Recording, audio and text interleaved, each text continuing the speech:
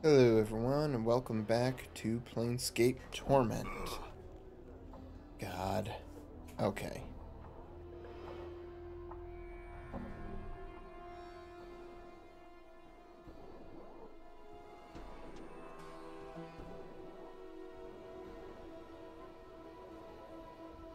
All right. Massive ancient looking structure is somehow less foreboding than others of its size.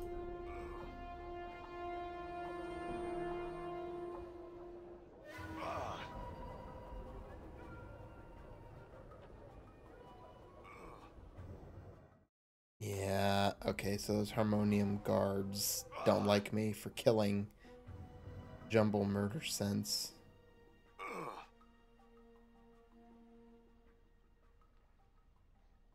You see a wall-eyed fellow whose skin seems to writhe and ripple across his entire body. He's smacking his chapped lips with a blotched tongue as you watch his right eye moves independently of the left, focusing on you. A second later, the left one flicks to look your way, then reverts to its original position. The right eye blinks. A strange gurgling comes from his throat. Greetings. The man gives a lopsided grin and points at himself with his right thumb. Pestle, I'm called. The alchemist. He points at himself again, this time with his left index finger. The name's Kiln. Need you something? You alright? I am. His throat convulses for a moment, then relaxes. A large, green, glowing pustule suddenly bursts from the side of his neck. Something you needed then, sir? His throat clenches again, and a wave of quivering flesh swallows the blistering green pustule back beneath the skin of his throat. He coughs violently for a moment, then seems to relax. Phew. May I ask what happened to you? The left eye rolls upward in exasperation. The right eye looks askance. Too much to drink. Too much of what, though? Potions, I drank. Too many potions. His mouth slides down beneath his chin. His left nostril forms another one. The most I ever drank, that's for certain. Of polymorphin, they were imbrued. In limbo. Anything I could do to help? The man's eyes turn inward to look at each other, then back at you. Dunno. He shudders. The mouth below his chin moves up to envelop the one his nostril formed. This sort of thing happens quite often. We can't seem to help but sample the stock. If you find a way to help, the two of us would be grateful, sir. Another question. Half of his mouth curls downward into a frown. He shakes his head. Hold on.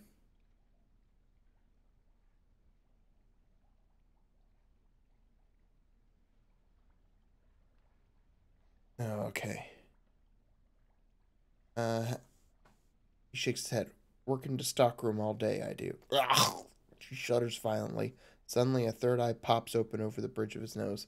The left one shifts sideways as the new eye takes its place. I speak only of the store, sir. That said, the skin of his face seems to eat the new eye, and the left one returns to his old location. Farewell, then.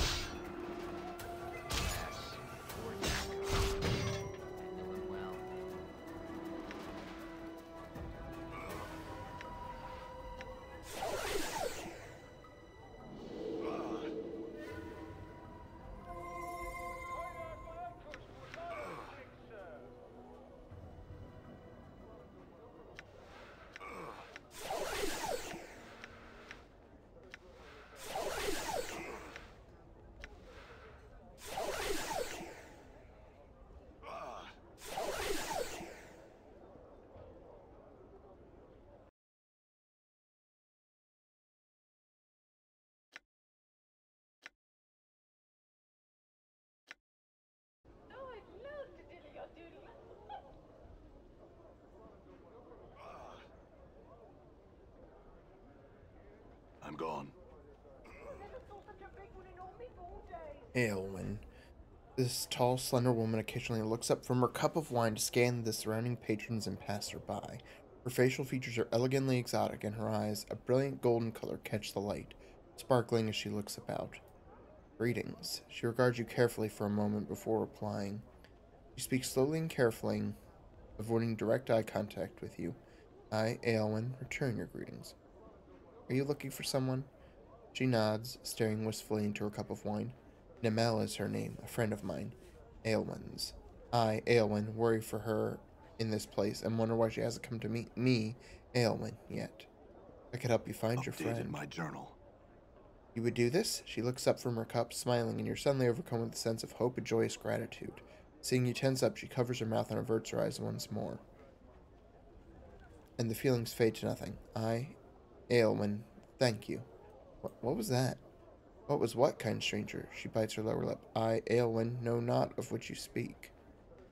Very well, what does Namel look like? She appears as I, Aylwin, do, but with raven hair and eyes of bright violet. I'll tell her you're waiting for her then. Here for her then. Farewell.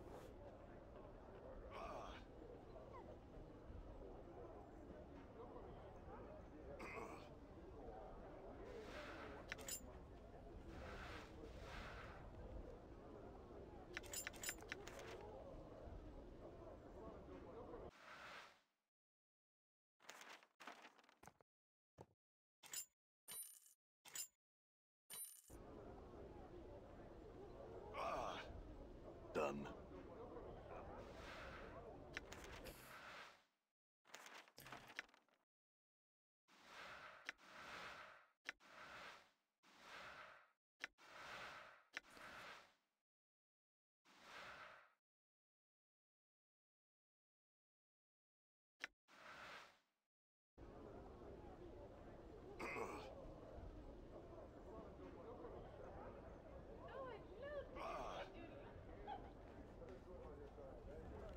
All right.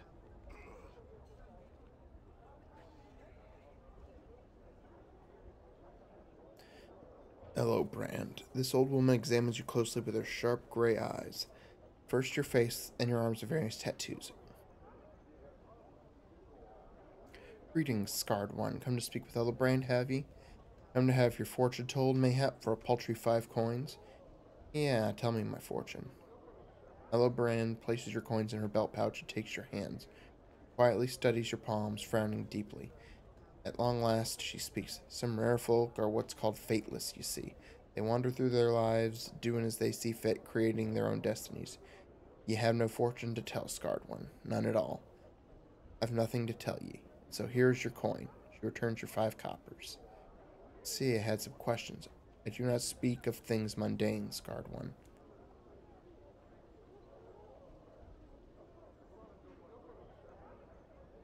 Okay. Hold you one moment, scarred one.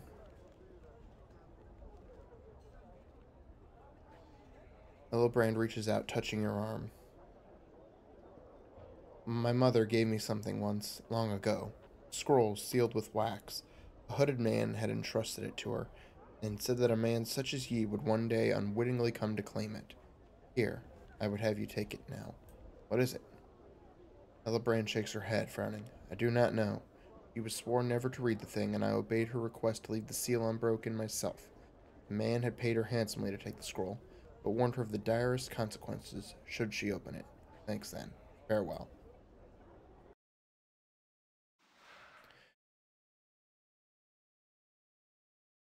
Hmm. Beautiful clouds, let me have at him.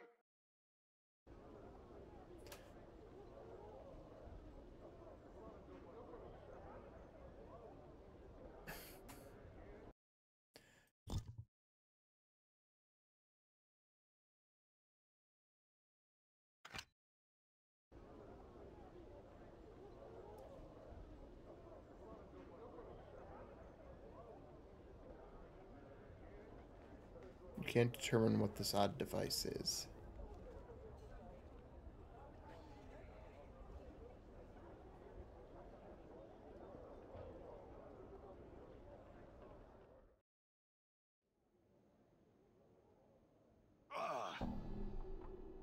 Lazy scribe. The man gives a sheepish smile and half bow at your approach. For a moment I thought you one of my employer's men when you walked in. Was I ever relieved to see you or not? Why? Why are you here? I cannot stand my work at the record sub hall 7 for another moment, so I darted it off. Had I simply gone home, my employer would have sent a messenger, that tyrant.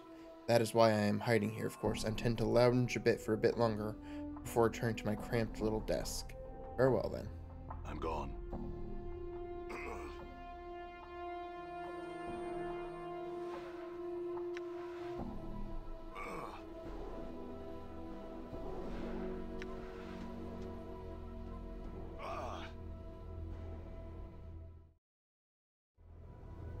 All right.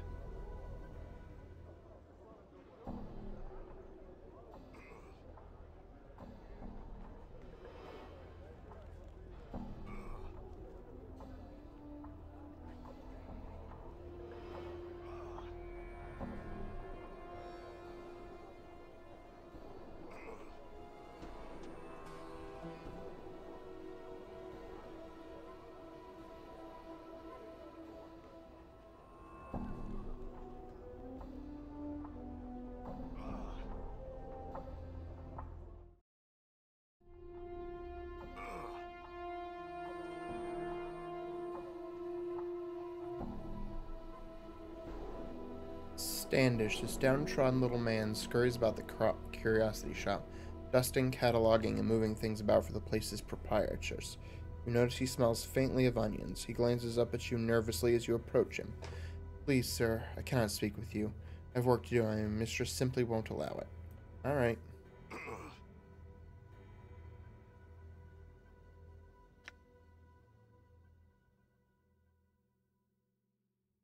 Water from the river Styx, that's right.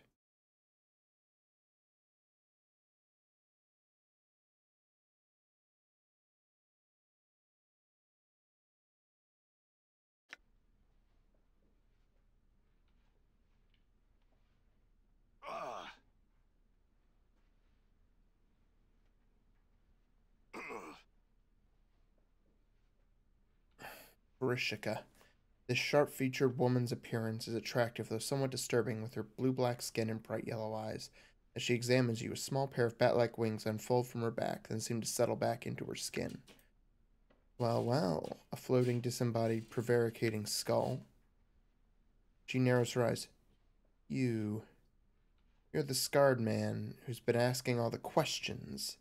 He looks you up and down. You sure look lost. Did you want to come in, really, or are you just casing the place because you have nothing better to do? Because Varishika, she indicates herself, can help you. How can you help me? I travel and trade extensively. I hear a great deal. I purchase a great deal, and I own a great deal. Perhaps I can make you a great deal. Is there anything that you desire? Perhaps. What are you selling? Would you care to examine the weapons and charms, or some of my more exotic acquisitions? Exotic items. Vrishka smiles as you look at the various shelves in the middle of the shop.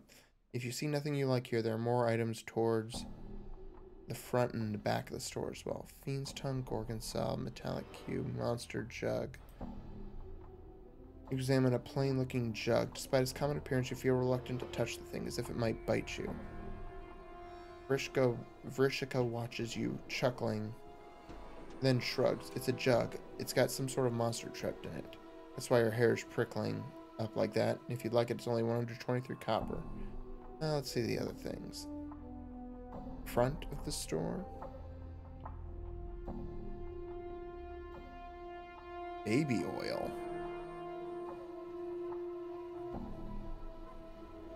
Yeah. You examine a number of small bottles, each one labeled as baby oil. Vrishika picks one up and presents it to you. Interested? It's the real thing?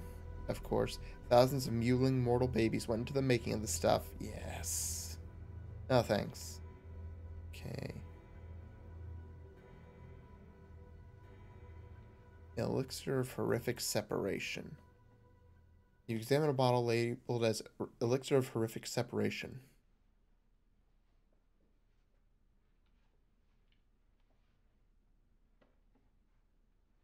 Vrishika presents it to you. This stuff was compounded by a scholar who'd found she possessed a darker self. A side of her which took control at times and bade her do awful things. This potion was to have split the darker half away from her, creating two separate beings. Mercy killers, however, found and executed her for a string of depraved murders before she could use it. I charge you only 200 copper commons for the elixir. Okay. Back of the store.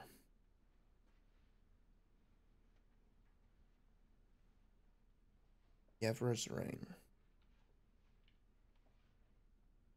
You examine the ring in a small padded case. Vrishika holds it up so that you can see it more closely.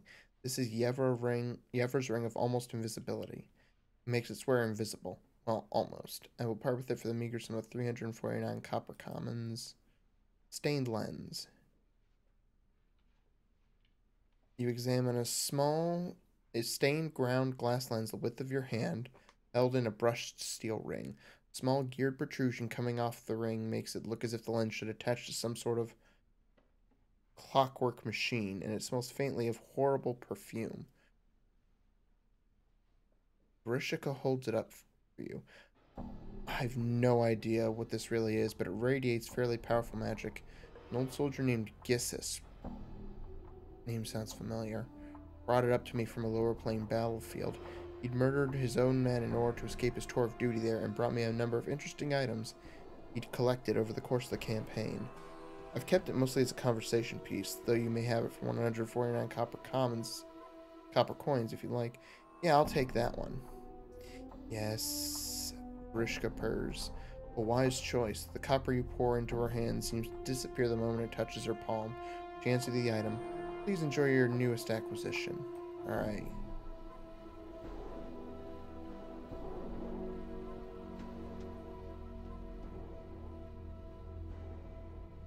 Wait.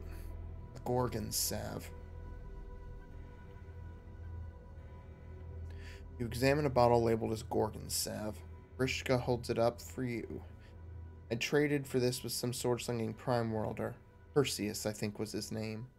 Smeared onto the surface of any being turned to stone, it will revert them to flesh. Only 100 copper commons. A bargain considering how handy it might come in should you ever find a friend of yours transmuted to rock. Alright, yeah.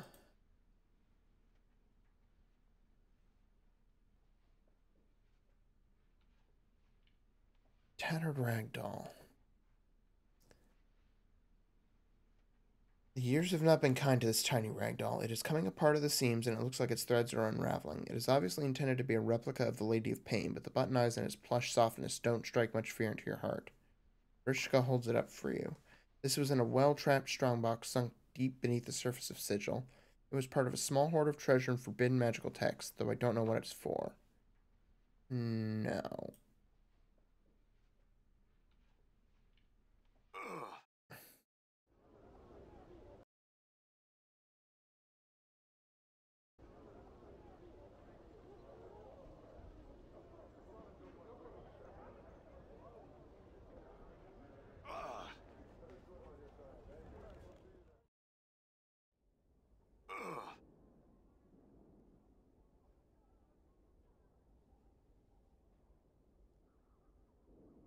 Benim the linguist. This short, scholarly man, a tight, nervous frown on his face, looks you up and down.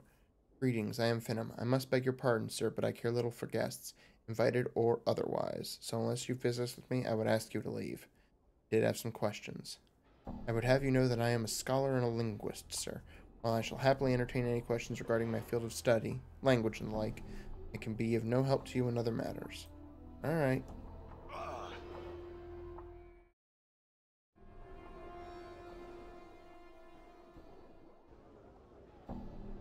Done.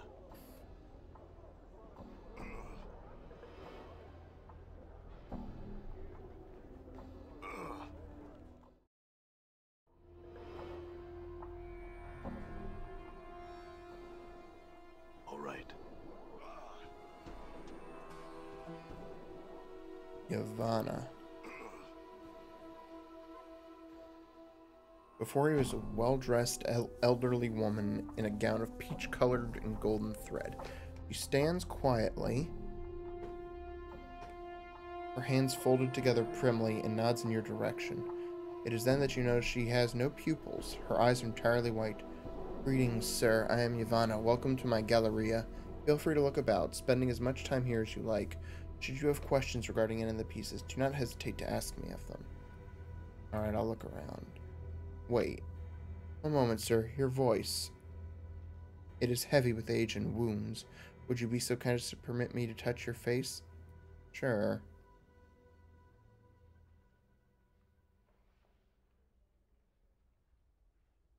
Yavanna smiles, gently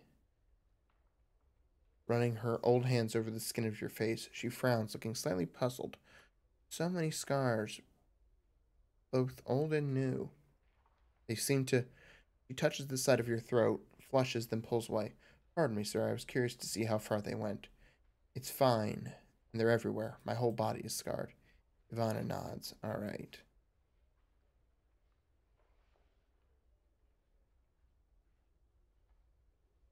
Painting and...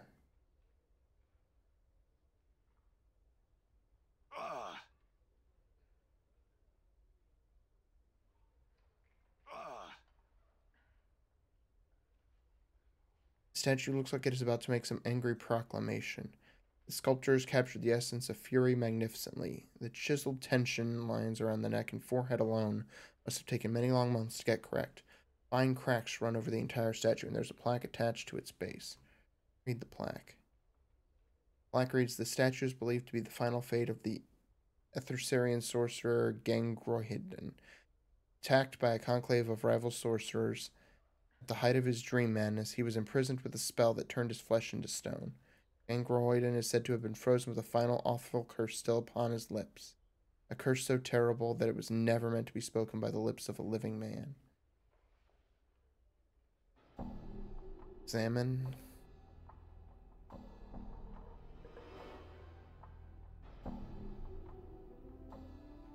Carefully examine the cracks that run, like a network of fine black veins, along the statue's surface. At one point near its inner arm is a section where an entire splinter of stone looks ready to come off. Break it off. You reach for the section of the forearm where the cracks have formed, grip it firmly, and yank, to no avail. Lead a hammer to break the stone, and a small one. The limited space between the statue's arm and body means a large one suitable for combat, for instance, wouldn't work.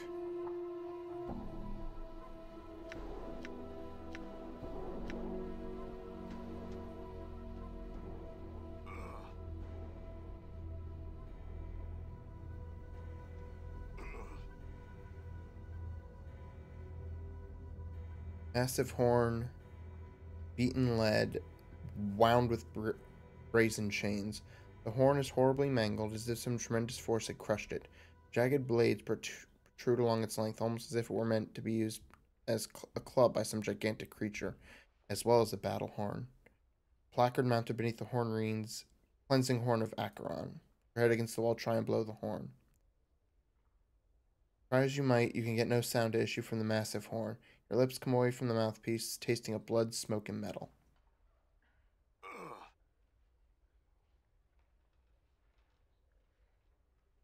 An animated bloody iron chain, coiling and uncoiling upon itself.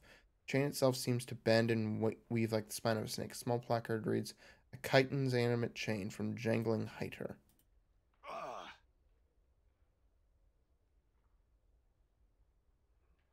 Greeting. Yavanna smiles and motions you towards her. Greetings again. Do you have questions regarding one of the pieces? Yes.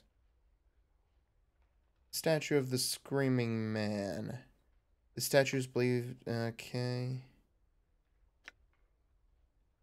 It is said that the fury of the curse was enough to blister the flesh from the bones of those that heard it, and that it could even shatter the stones themselves.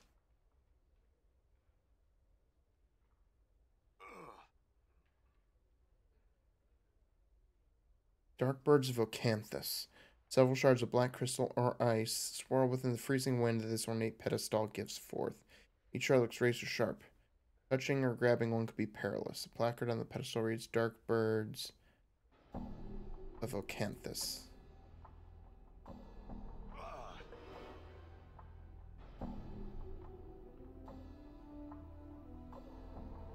hundreds of chips of translucent green glass which make up the stained glass window don't appear to be held together by anything, but rather remain free-floating and mysteriously suspended within the iron frame's boundaries.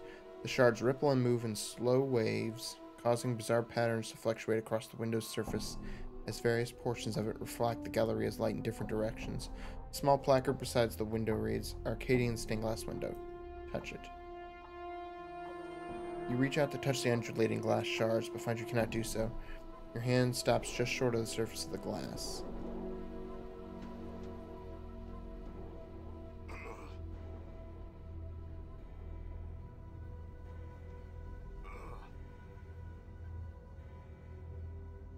The battle horn. A horn of beaten lead metal drawn directly from the cube of Acheron. It is said that the cleansing horn last sounded where the companies of the Jackal and the Gouged Eye clans met for their battle at the disputed lands. Legends tell us that this horn's power was used near the battle's end to draw the floating cubes together, crushing the routing company of the Jackal before it could escape. Cubes? Acheron? Acheron is a plane of harshly enforced order, where conformity is more important than good. It is composed of gigantic metallic cubes which float through an endless void. Many cubes are large enough that cities or entire kingdoms have been built upon their faces.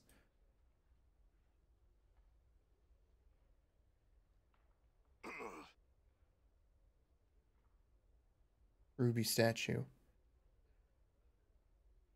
A brilliant ruby statuette stands on this pedestal, carved into the image of a winged humanoid. The figure is either demonic or angelic in nature, but it is difficult to tell which because it reflects the light in the gallery as strangely.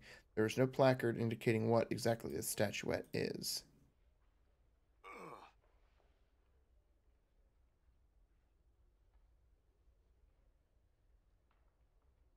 The ruby statuette. That piece was founded in a cathedral in the fertile fields of Elysium on the first layer, Amoria the Untroubled, where it bordered the river Oceanus. The name of the piece is not known, but the skill and craftsmanship are believed to be one of the most striking examples of gem crafting in the plains. The mere way in which the piece captures, distills, and enhances the light through its facets is part of its breathtaking wonder. It seems to bring to light the possible ideological connection between even the most evil and the purest beings in the multiverse. Fascinating. Alright.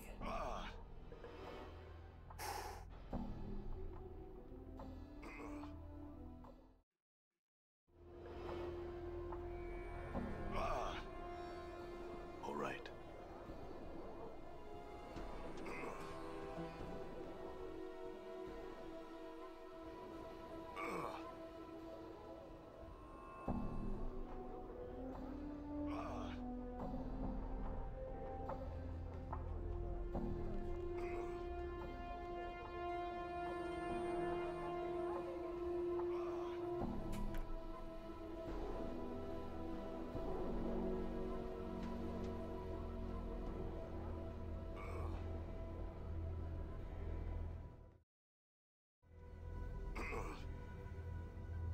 I'm gone.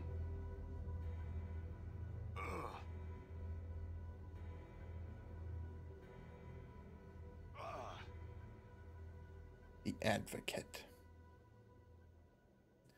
This man is dressed in soft blue robes, covered with intricate designs. Despite their opulence, however, the robes look wrinkled and worn. Place the man's age somewhere between middle age and early 60s. The warrior lines make an exact determination difficult. As you enter, the man turns slowly toward you. As he does, you are suddenly struck with the terrible sense that you know this man, or did at one time. Greetings. The man squints as if trying to place you. Yes? Is there something that I can help you with? Updated my Who journal. are you? I am Ionis. He studies you and frowns. Were you looking for me? I don't know. What is this place? I am an advocate. These are my offices. Ionis's voice takes on an irritated edge. Do you seek counsel? If not, perhaps you had best test your curiosity elsewhere. Updated Advocate? my journal. What's that? Annette Moore breaks in with a whisper. He's saying he's a lawyer, a counselor, one of those Burks who rattle their bone boxes at the courts. Ionis's frown deepens. An advocate provides counsel, helps others navigate the labyrinths of Sigil's legal system, arranges legacies for citizens to ensure that their property is divided as they choose upon death. defends those in Sigil's courts who have been wrongly accused. He pauses. Did you need help in any of these areas? Legacies? They are contracts that are deliverable at the death of the client. They provide specifics on how a person's possessions are to be divided on the event of their demise. I have also heard them called wills. See, perhaps there's something else you can help me with. Very well. Have we met before? The man studies you for a moment, frowning in thought. The wrinkles on his face become more pronounced as he does so, and you are again struck by the toll that age seems to have placed on him. No, yet you seem familiar. Yet.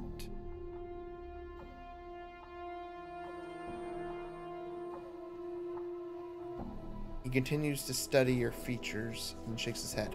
I will concede that there is something familiar about you, sir, and I apologize for any insult my failing memory may be giving you at this moment. I have been preoccupied for some time now. Have we met before? Think so. I can't really remember myself. Frustrating for us both, it would seem. You can help me with something else. I could use some counsel, actually. Excuse me for asking, but are you alright? You must excuse me. As of late, I have been beset by troubles. I'm afraid it has been a rather trying time these past few years. Anything? What troubles?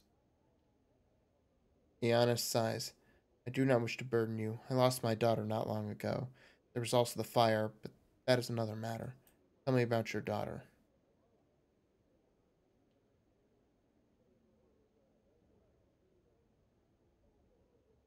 Instantly, Annis decides to collapse into himself.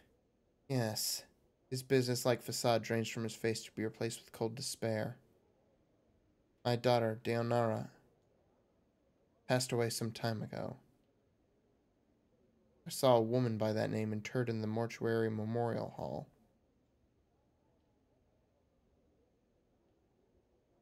Yes, I arranged for a bier to be placed in the memorial hall. There was no body there, of course, but I hoped the bier would serve as a marker by which she may find her way home.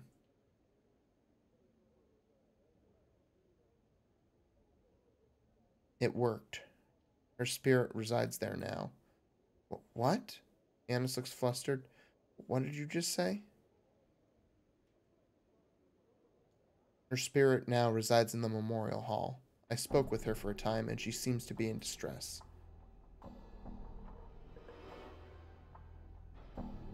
You spoke to her? Anna seems to become more confused by the moment. What distresses her? Me, apparently. She said that she loved me and that I had loved her, and that I had forsaken her.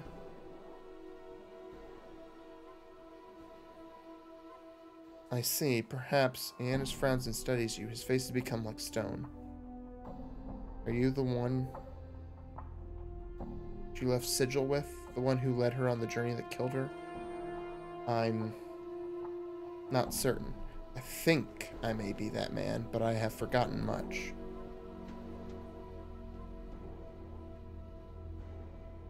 You? Annis looks you up and down. You are the one, and you say you have forgotten? Annis draws himself up. He looks like he is squaring himself for a battle. You have forgotten? But the incident was not so long ago. How can this be? I have a strange condition. I lose myself for a time. Anything you can tell me about myself or your daughter would be invaluable.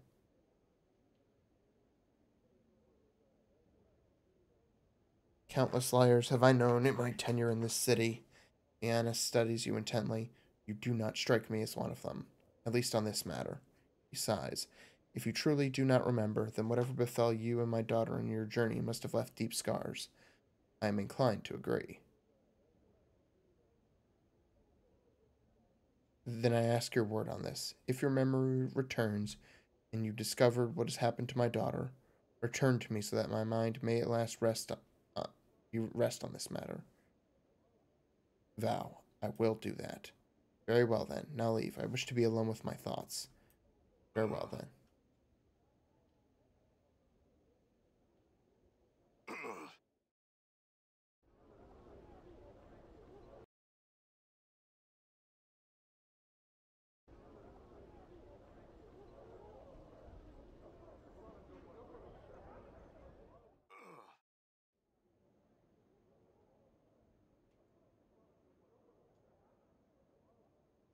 Boot shiner. The young man smiles as you enter his tent, gesturing for you to sit down. Clean and wax your boots, sir?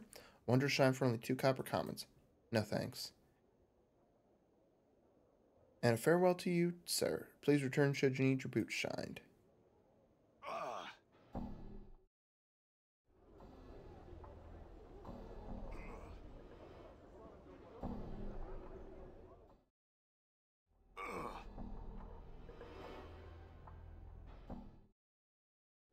Yeah, let's sample a little doodle, eh?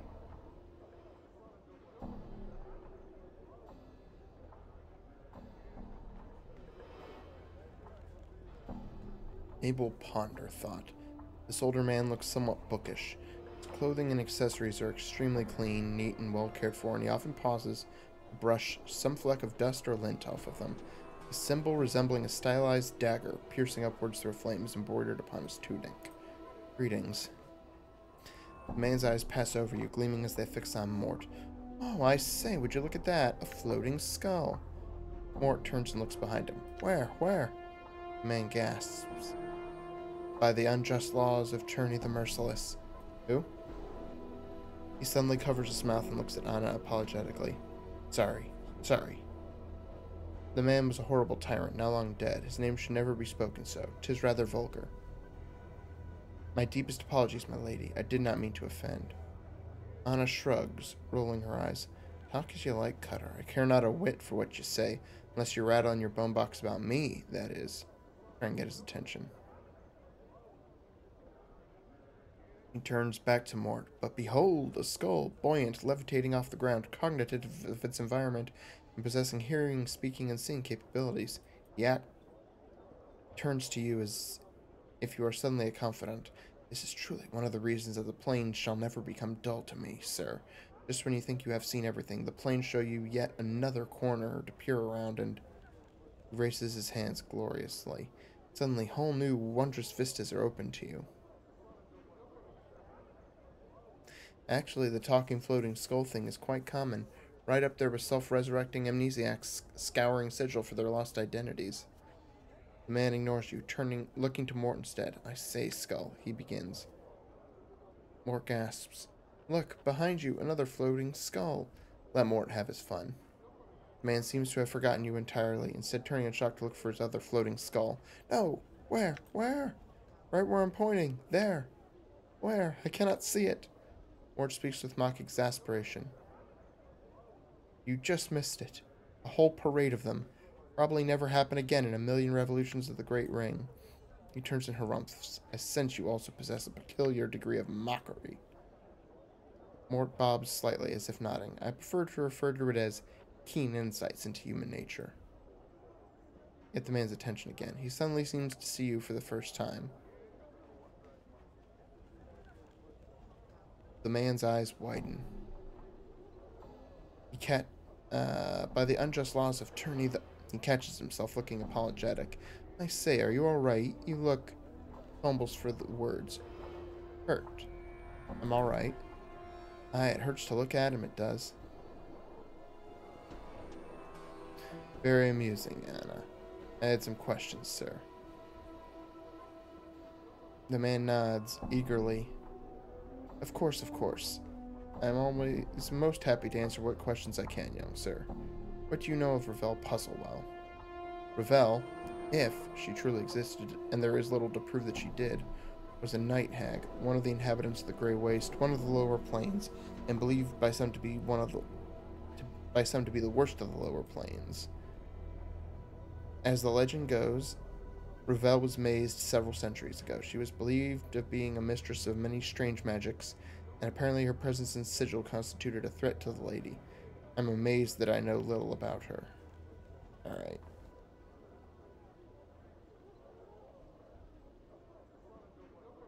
Drunken Mage. This older man is staring into his stein of ale, misery etched into his features.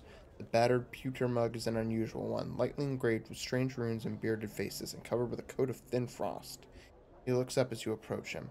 Greetings, sir. He seems slightly tipsy. Something wrong? He sighs, belches into his hand, and nods as he takes another pull of ale. Something's wrong, all right. I've gone and lost my apprenticeship. Well hungover I was, and botched my mentor's last experiment. All for this damn drink.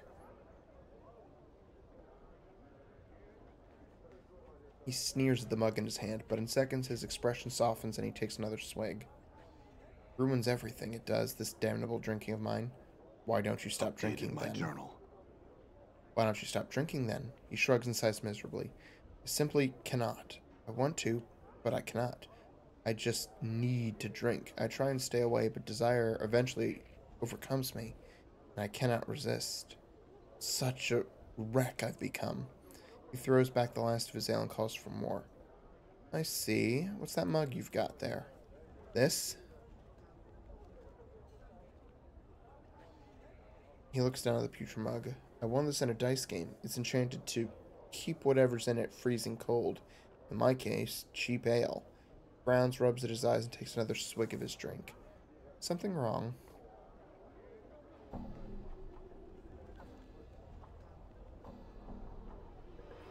That's too bad. Farewell.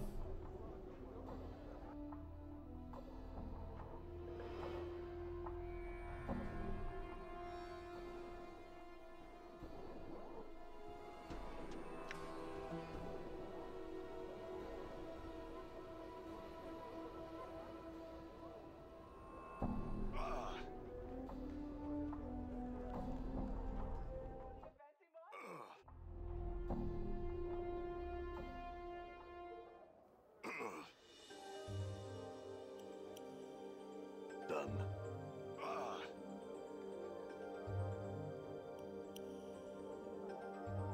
Dolores' eyes flash as she sees you. Did you find him?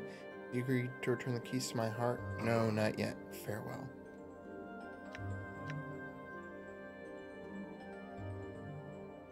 Aye? What is it you want then?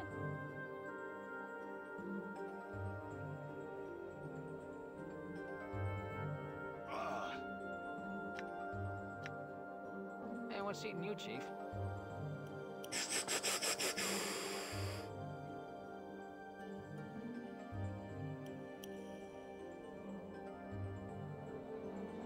How may I help you? Fall from Grace turns as you approach and smiles slightly. How may I help you? Some other questions. Do you know about the Blood War? The Blood War is the conflict that rages across the lower planes between the Betezu and the Tanari. They fight over whether evil should be lawful or chaotic. Fall from Grace pauses. It is a war best avoided at all cost. Let the Tanari and Betezu butt heads and leave the rest of the planes in peace. Or at least in relative peace. Would you like to join me on my travels?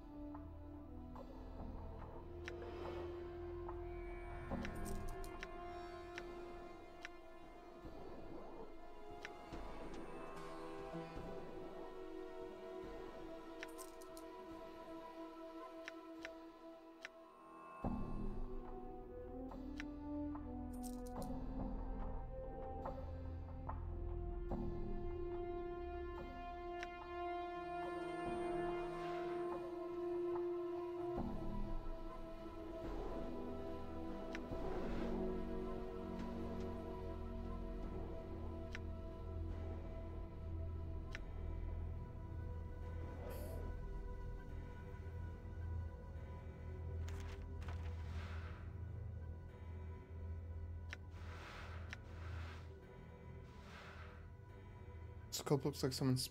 Okay. Oh, I can identify. Beer goggles. Apparently, some Modron once foolishly asked a wizard what it was like to be intoxicated, and these goggles were fashioned. When this lens is equipped, the wearer becomes braver, stronger, but can't see targets too well, reducing chances to hit and damage an enemy. Huh.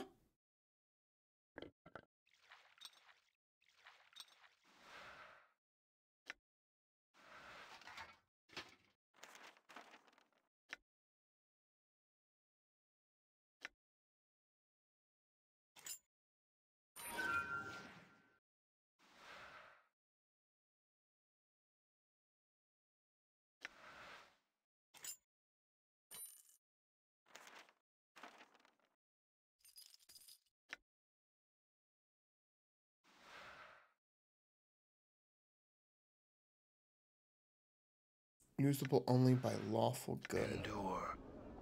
In enduring, grow strong.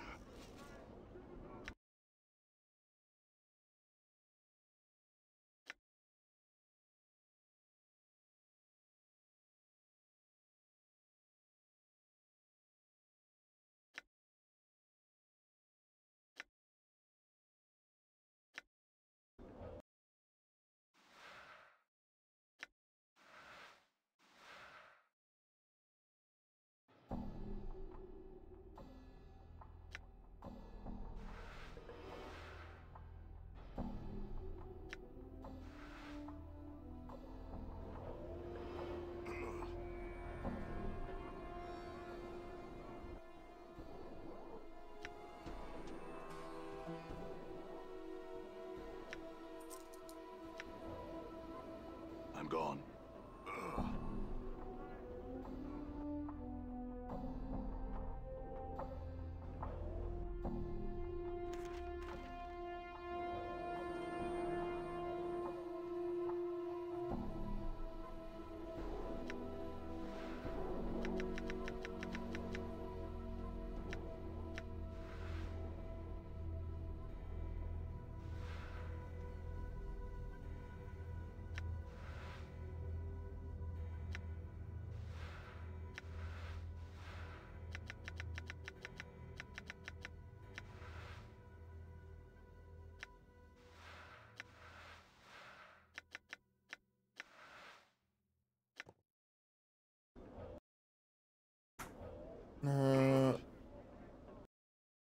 Bandages, bandages, bandages.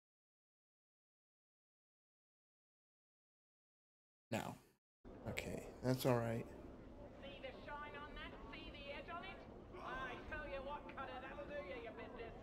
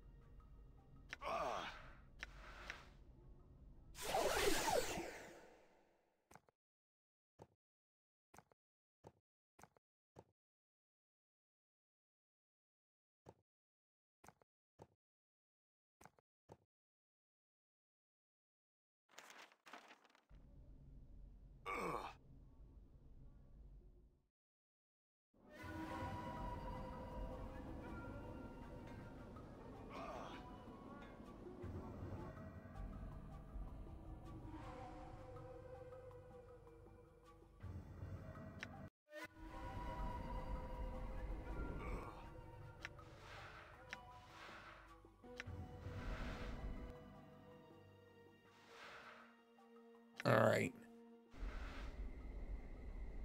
This is an old, fading, innocuous-looking parchment scroll, bound with a single red ribbon and smelling faintly of mildew. The ribbon is held in place with a plain wax seal.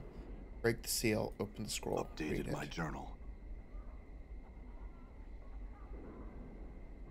The scroll contains a few lines of shaky calligraphy and a strange rune. The calligraphy reads, This may not kill you, but it will slow you down, I am sure. Stop chasing me, you thieving bastards. It's my body. Mine, mine, mine. Now, die. What the? The rune suddenly throbs, and the entire scroll begins to dissolve into a stinking black mess. Fluid seeps directly into the flesh of your hands. In seconds, the magical hemotoxin begins to render your blood into black bile. For a moment, you clutch at yourself, howling in agony, and then the pain subsides. You have survived whatever horrible magic was placed upon the scroll. Huh.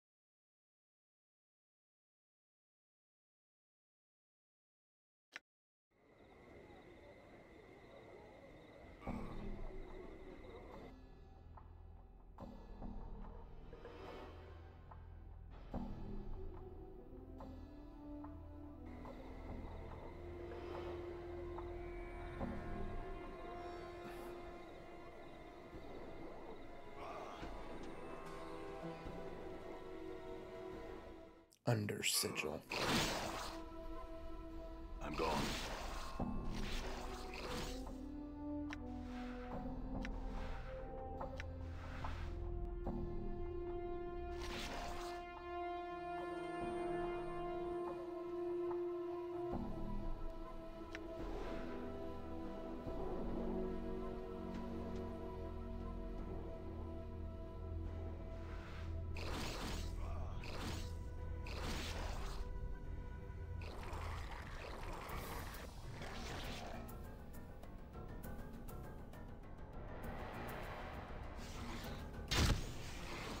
I'm hurt. Did the rotten thing come to pass? You know, Chief, you snore. Really loud.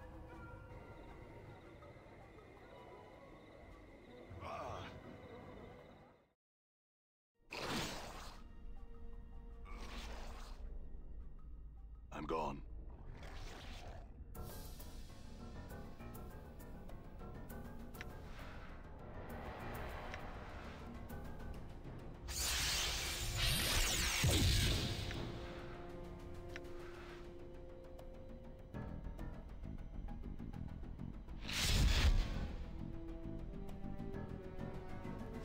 Damn it. Damn. I'm hurt. Another trip to the mortuary.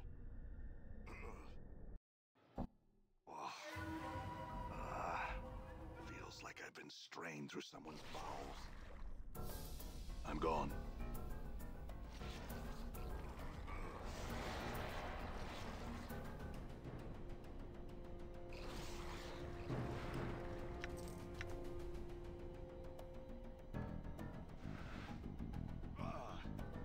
What's up?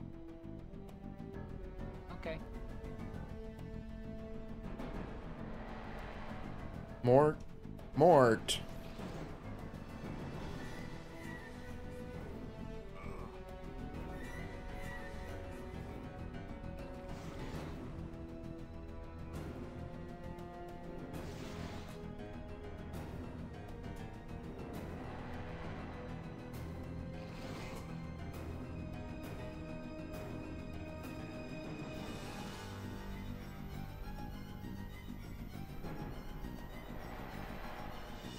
All right.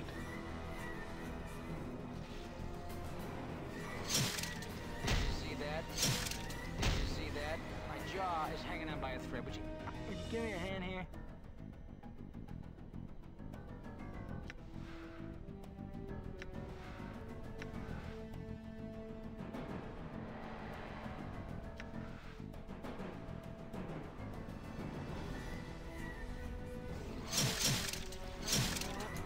You mean not being so daft? I'm gone. I'm gone.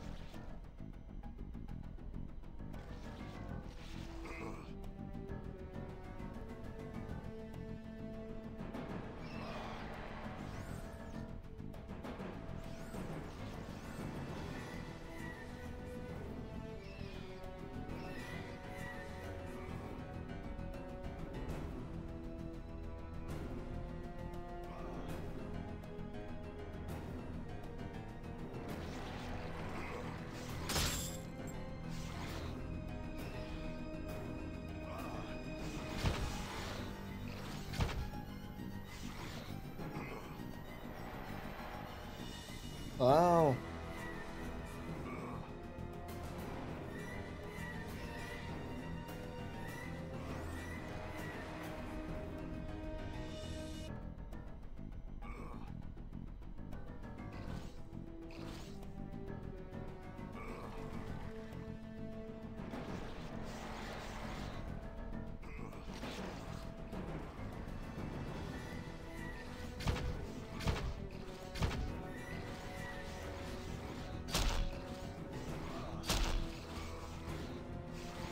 I'm hurt. So again it has come to pass. You have awakened. I'm gone.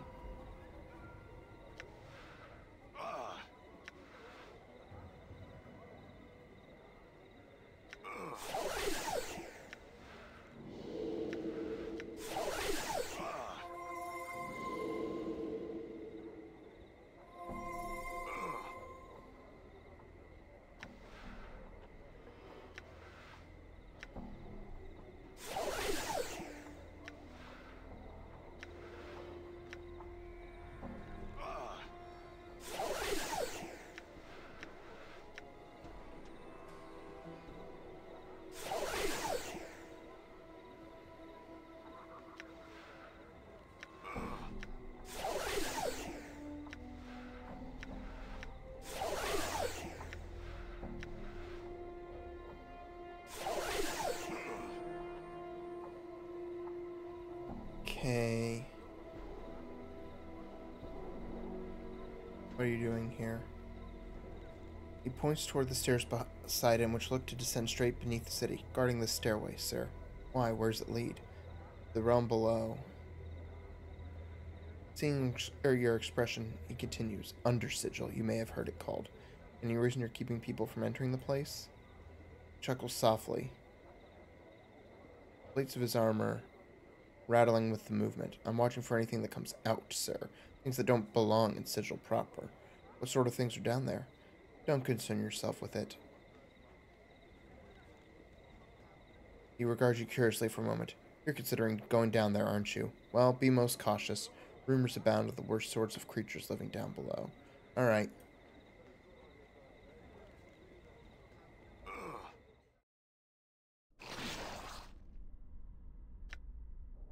I'm gone.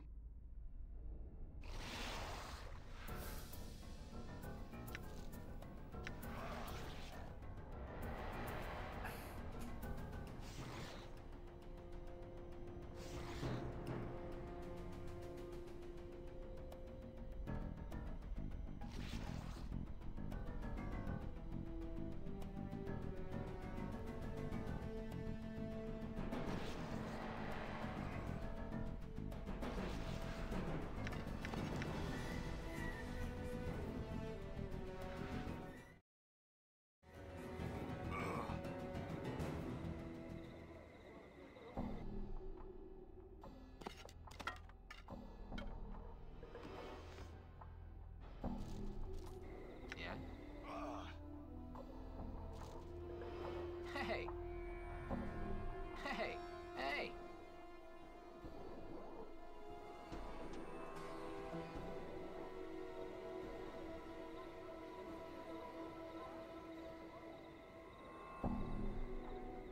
Okay,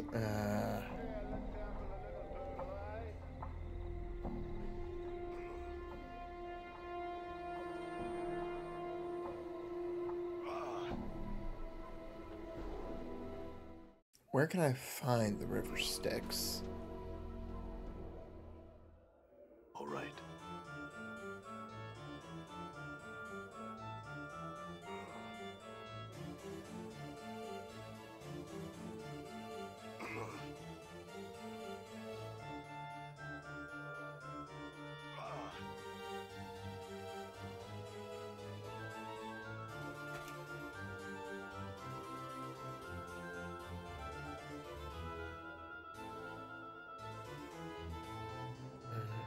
Perhaps I'll just take the keys, Merriman.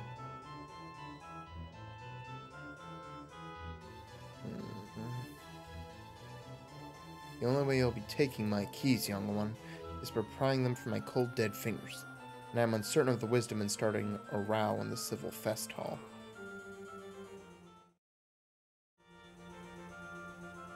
I'm gone.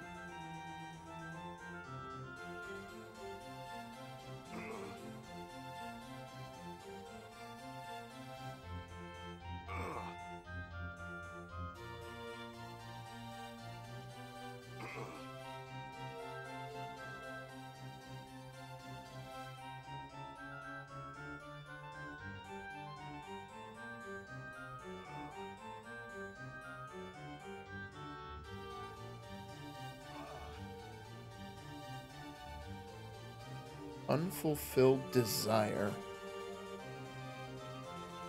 The woman before you is incredibly attractive. There's some intangible aura about her that makes you want to speak to her.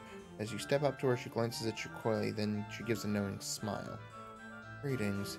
You want something, yes? She hisses the yes, drawing it out slowly, sensually from behind her teeth. I can help. Name your desire and I shall provide it. I love the fest hall. The woman ignores Mort. Her eyes locked with yours, she smiles, awaiting your response. I want my memories returned, all of them. She smiles. Much may be forgotten in a lifetime, and much more in several lifetimes. I can help you. She studies your face closely. Explain to me the ways in which you want these memories. Speak to me your craving, and I shall speak to you of the price. What proof you have that you could return them to me? She doesn't seem to move. But suddenly her hand is touching your forehead, a finger dragging along your temple. Only this. You feel as if the fog in your head has been peeled away, briefly enough to catch a glimpse of remembrance, but before you can focus on the memory, the fog rolls back in. Only this. Only tell me why you desire it. Speak to me your craving, and I shall speak to you of the price. Describe the way in which you want your memories back.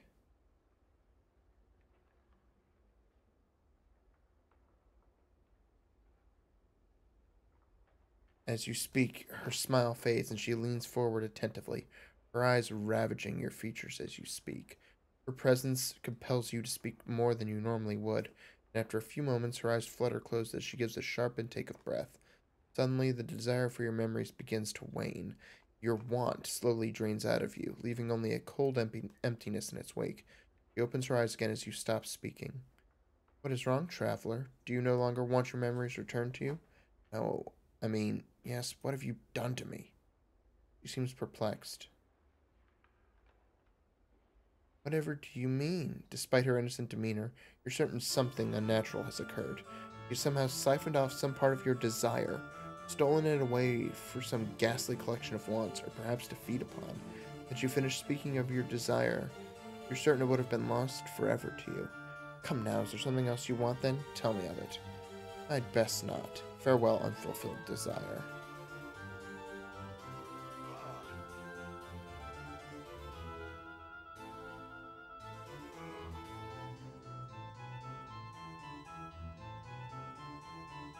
Oh! The attractive young woman smiles pleasantly. Greetings, sir. She closes her eyes and flips through a large ledger, stopping at what seems to be a random page and opening her eyes once more. Ah, here's your room key. She hands you a small key. The easternmost chamber's been waiting quite some time for your return. Would you like to rest now, sir? No, but what do you mean, waiting for my return?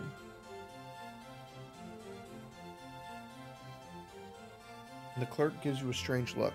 My ledger indicates that this is your key, sir. It has been for a good long time. If that is not so, then perhaps I'm merely mistaken.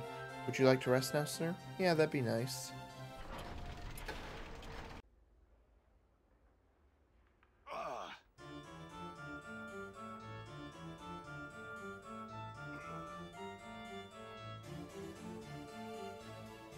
Oh, boy. You can see a small enclosed patio through these glass doors.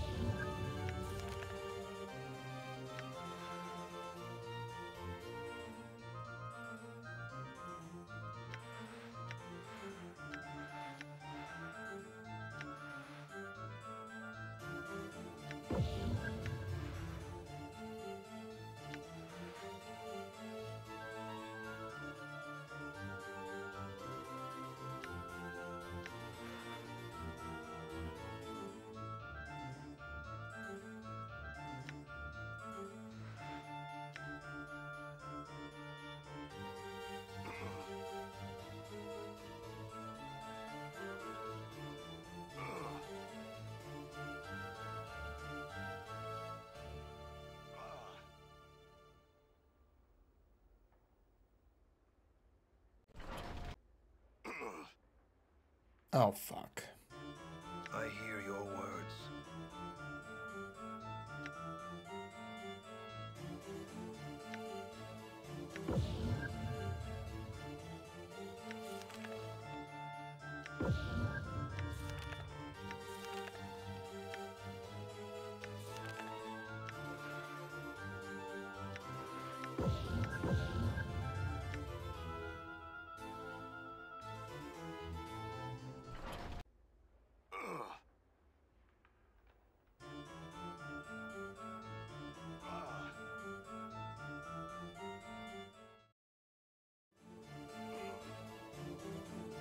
I'm gone.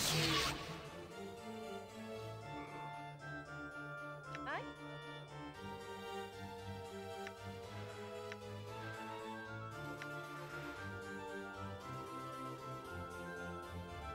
Might as well.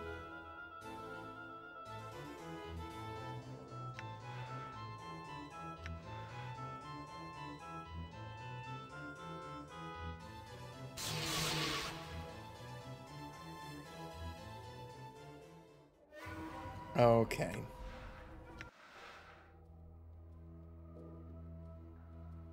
Well, that didn't work. All right.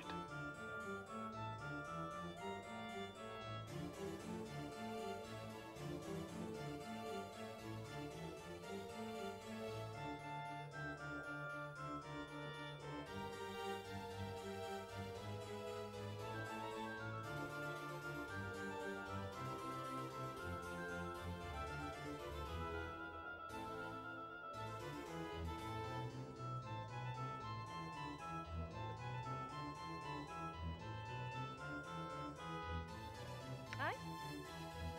Why not?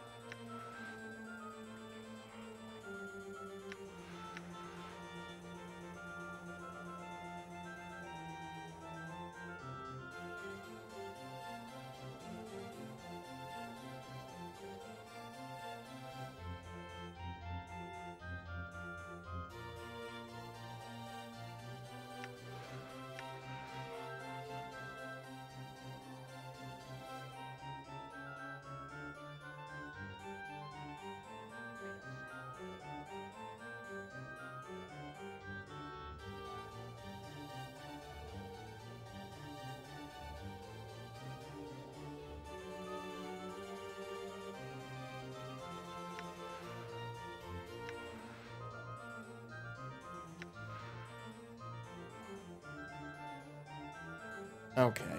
Fuck it. All right. I'm gone.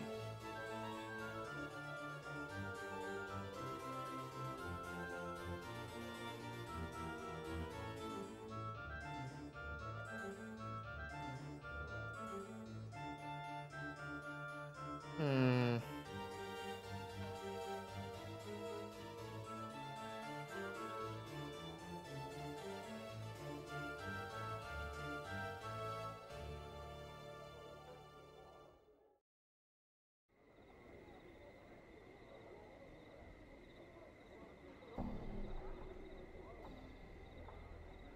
I'm gone.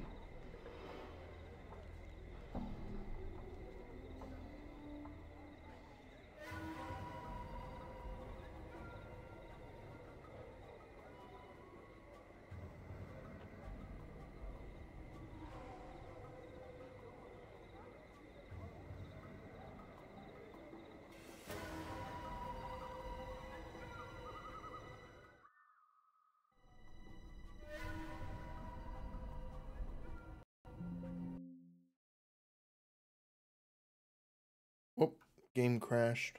Hold on. Be right back.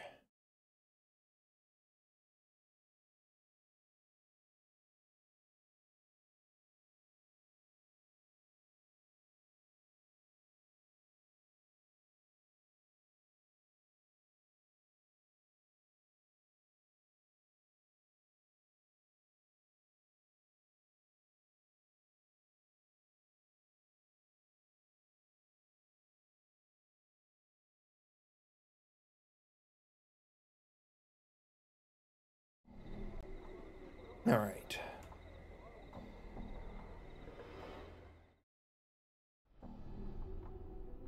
All right.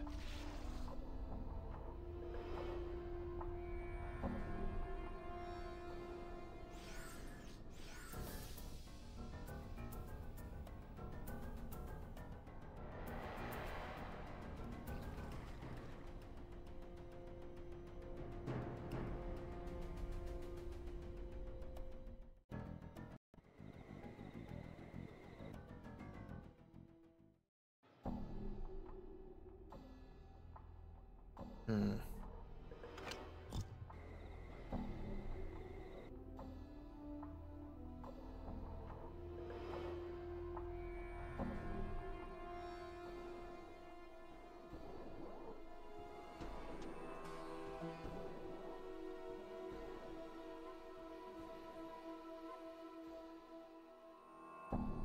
Oh, right, Montague.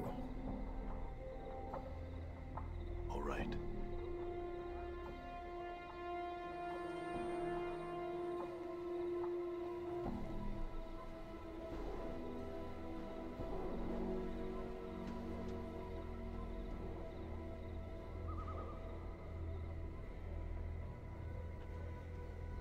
I never saw such a big one in all my ball days.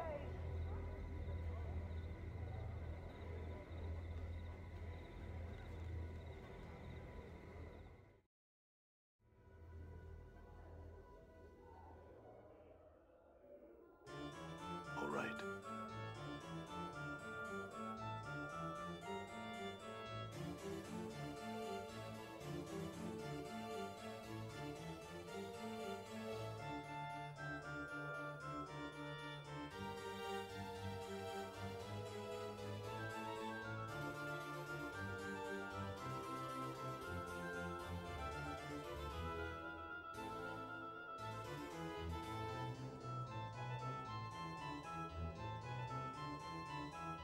Montague. This young man seems lost in thought, his brow furrowed and a slight frown upon his lips. Greetings. And to thee, sir, hail. What dost thou wish of me? Are you Montague? I need to speak with you about Juliet.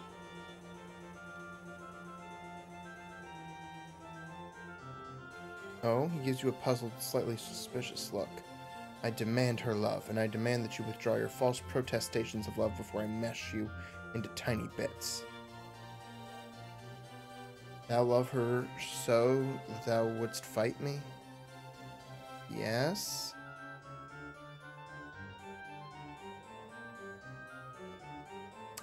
Fuck. He studies you for a moment. Thou art passionate about this matter, I see. Passion stems from love. Thou love her, and I cannot deny her a love such as thine. I shall from this moment onward hold no claim on her. Thou may do as thou wish. Fuck you, dude. Hold a moment. This was all a ruse. A ruse? Of what sort? She wanted to provoke you into fighting for her. Oh, did she think my love so boundless that I would engage in fisticuffs with a brutally scarred man of thy stature? Perhaps she thinks my devotion to her a little high. So, what should be done about this ruse? Turnabout is fair play. I say ignore the chit. Act distant and unconcerned. That'll spice things up considerably. Truly? Trust me, kid. Start ignoring her. Create some friction. Leave him wondering, and they'll be clawing all over to discover what the matter is. Right, Chief? Yes. She'll think something's wrong, and for once he'll be playing the game rather than being the target. Aye, I like the sound of that very much. Good luck. I hope it works out. Farewell. And a farewell to thee as well, sir. Now I have some things to attend to. Should we meet again, we might speak more of the matter. Montague bows and turns to go.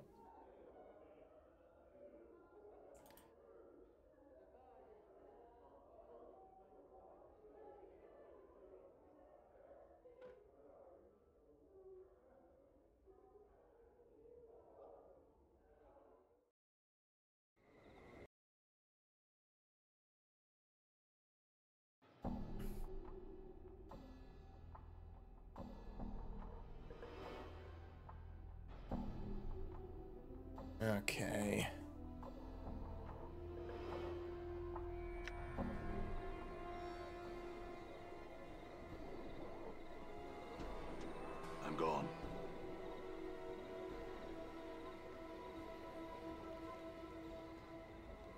I never saw such a big one in all my ball days.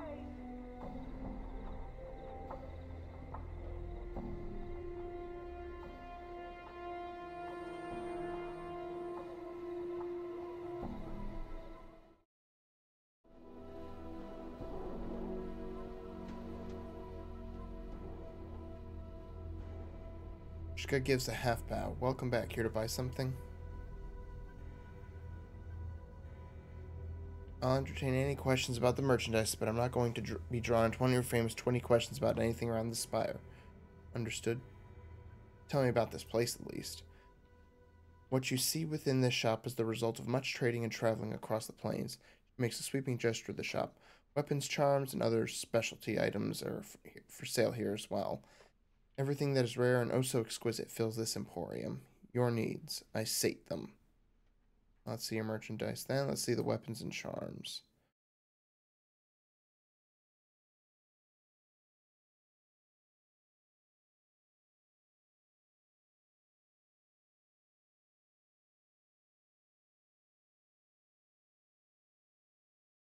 Heart of the Fosterer.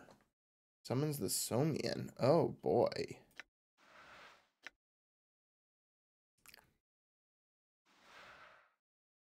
At first glance, this glass eye seems a poor replacement for a real one. However, when inserted into an empty eye socket facing inwards, its power awakens. Although the eye dulls the wearer to colors and sights, it increases his awareness of angles and shapes, giving the wearer greater accuracy with weapons and giving him a greater chance of dodging incoming missile attacks. Furthermore, mechanical traps stand out to the wearer's vision, making it easier to spot and disarm them. Now, when lit, this sensor has the power to entice the soul back of the recently departed. Fortunately, there's only a limited amount of incense left in it.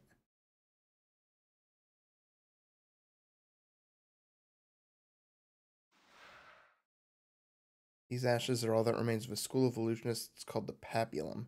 According to their expedition logs, they traveled to the plain of Shale in search of the lost works of the Fosterer, a powerful sorcerer who once ruled an empire where the plain of Shale now stands. The naive illusionists were successful, and they stumbled across one of his lost works, a hive of vicious creatures called the Trellons. The remains of the mages were found days later by two barrier scouts and were burned over a pyre as a symbol of their folly. To unlock the power of these ashes, one only needs to stir them with the index finger of the left hand and sprinkle a pinch of the ashes into the air in a circular pattern. The smell of the remains of these dead mages is said to cause a Trellon to appear to serve the user. No one knows where the Trellons originated from, but they seem to combine the worst characteristics of demons and insects. They seem to bear an insane hatred for mages, but the reason for this is unknown.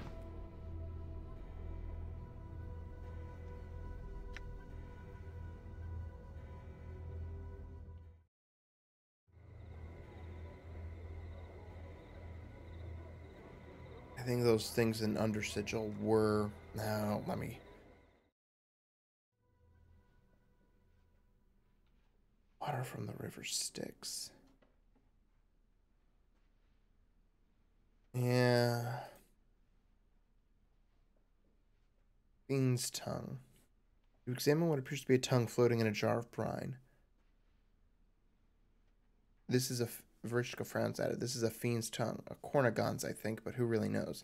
It said that, placed into the mouth of any living thing, it will give the ability of speech, even if there was none before. Yeah. Yes, Vrishka purrs a wise choice. You examine a small metal replica of a cube-like creature with huge eyes on one of its faces. The toy has 2 legs, 2 arms, 2 folding wings, and at least 18 points of articulation. Vrishka smiles as you pick it up. A collector's item, perhaps, or a piece of artwork. Who knows? But I like it. If you do buy it, ask around. Someone might know more about it than I. Sounds like a Modron. You can have it for only 1,500 coppers.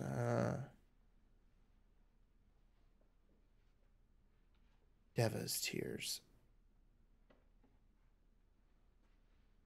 You examine a small glass vial labeled as Deva's Tears. These were collected from a Deva who was captured during a blood war skirmish.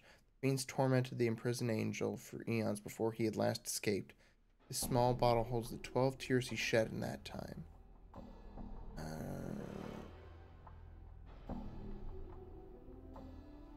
Back of the store. The rune-covered Aelstein.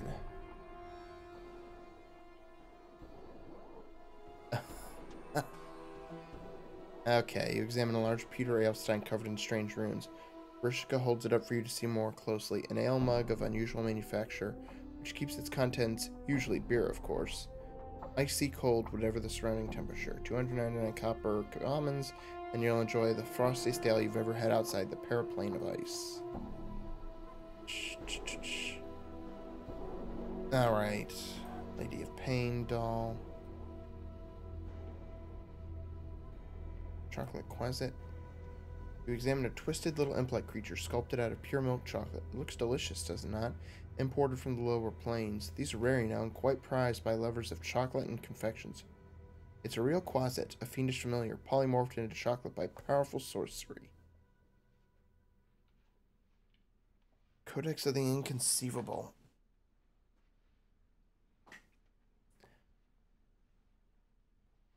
You examine a rather unassuming book held closed by a tiny brass lock. That, coos Vrishka, is the Codex of the Inconceivable. I'll only say that it's just, well, I cannot explain it. Mere words simply won't suffice. You can own it yourself for a mere 1,000 copper commons, and believe me, it is well worth it.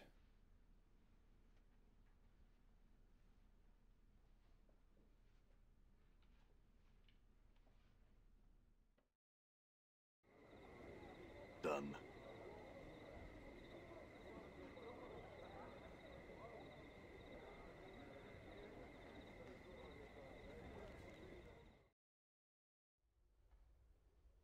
All right.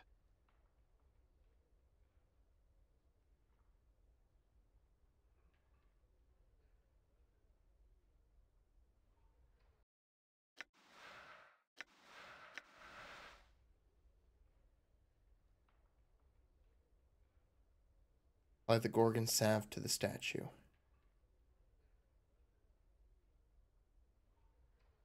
You smear the foul-smelling ointment over the statue. There's a strange shimmering around the statue, and you watch as the statue takes an intake of breath in the eyes of Gangroiden, whatever, filled with a blazing, vengeful madness.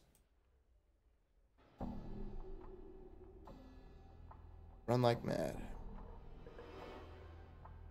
Before you can do a thing, a blazing torrent of words flies from the sorcerer's lips. As he speaks, you feel an agonizing sensation, like a sudden wave of raging heat, pour over you and settle into your skin like a blistering wound. Blindness strikes you as your eyes burst, running from their sockets like shattered eggs. You hear someone screaming and realize it is you. Wait for the horror to end. Last things you hear, even over your own cries, is Mort shouting. New taunts, all right. By the lady's bladed teats, what up? Suddenly, everything suddenly falls silent as the last of your senses flicker and fade away to nothing. Die horribly, a victim of Gangroiden's awful curse. Talk about beating a dead horse. Shall we proceed?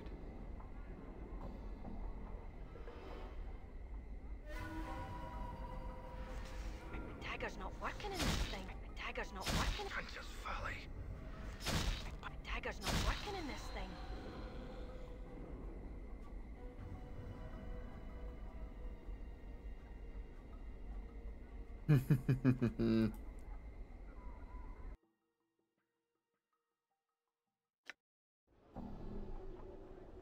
That was fun. All right.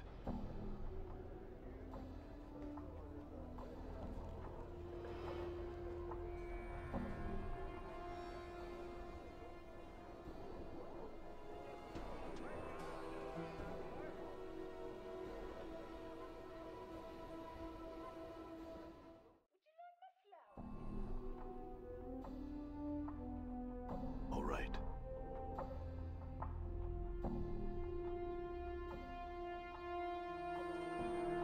The statue of the screaming man.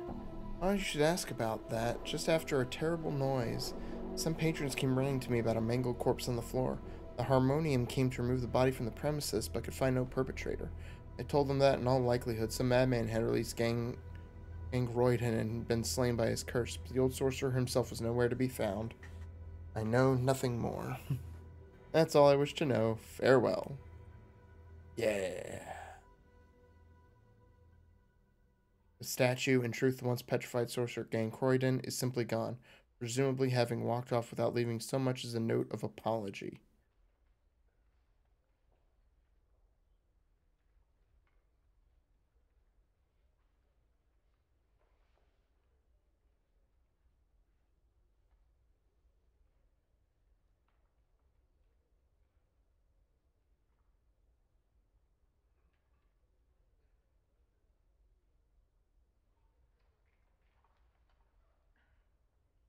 Touch one.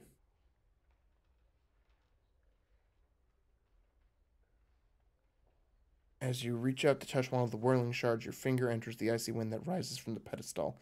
Instantly, a coat of numbing frost forms around your finger, causing you to momentarily draw back. Place your finger back in and touch one.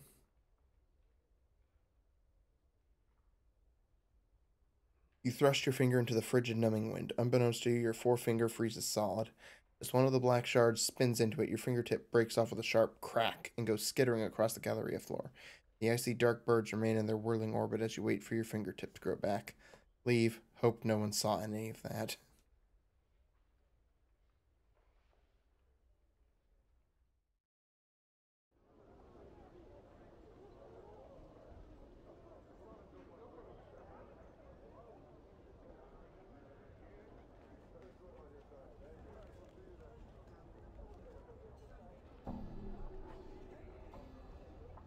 Done. Oh, do you fancy my kitty?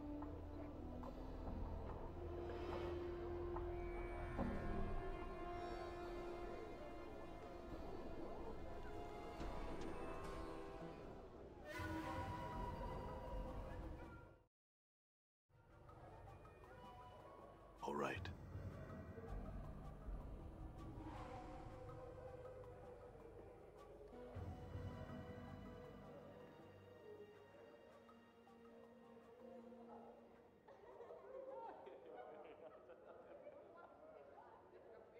Oh, is she in this room? Echo. There we go. Greetings again.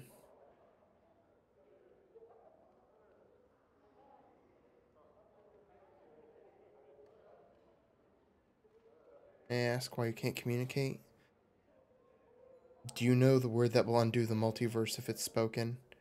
Her eyes widen in surprise, then she gives you a beaming smile, rolling her eyes and shaking her head. May I ask if it was something else then?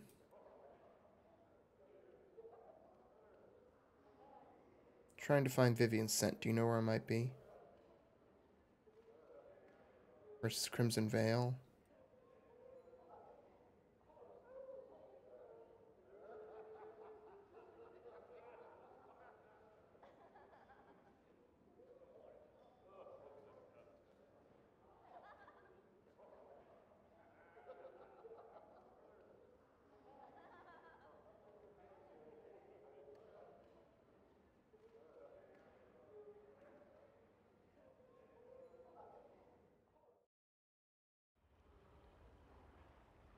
All right.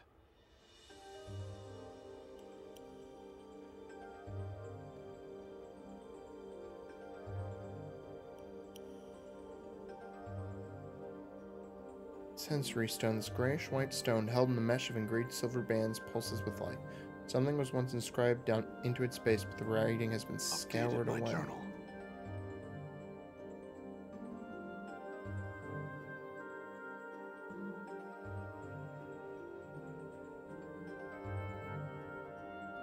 Oh!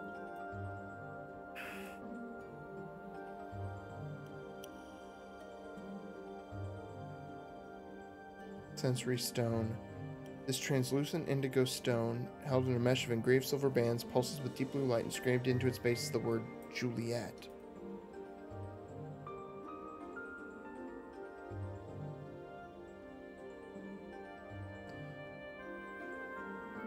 Brilliant. Okay, scribed into a space is the word Nenny.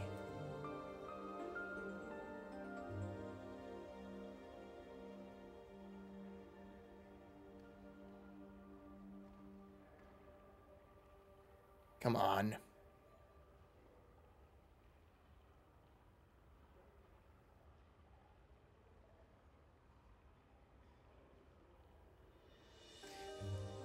Echo.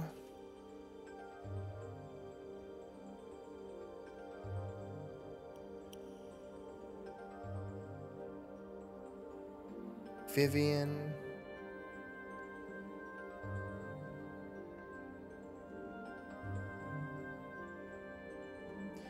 Marissa.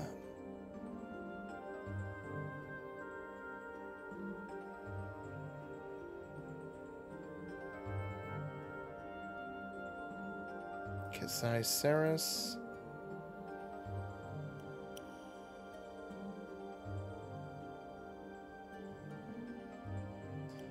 Dolora.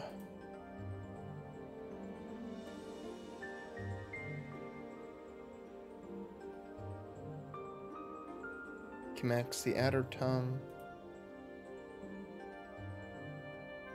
The man, looking slightly puzzled, nods as you approach. Greetings, sir. My Askate came to be here. I just came down those stairs to that strange door I found. I'd best work on concealing it a bit better, then. He shrugs and smiles at you. I'm the brothel's caretaker, by the way. You're not supposed to be down here, really, but it's alright if you look about for a bit. Questions. Smiles nervously. I really shouldn't even allow you down here, let alone be chatting with you. Please, no questions for now. Tell me what this place is, at least. It's where the ladies' sensory stones are kept. They use them as diaries of a sort. You won't be able to use them if that's what you're thinking. Each of them is attuned to one particular student of the brothel, so that only she may access that stone. So, Update alright. my journal.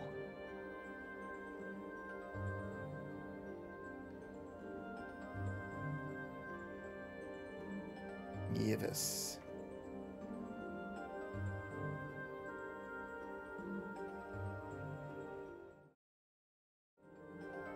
Done.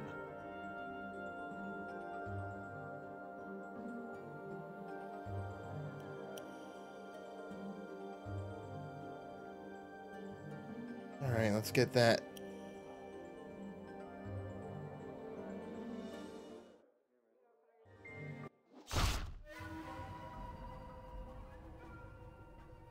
I'm gone.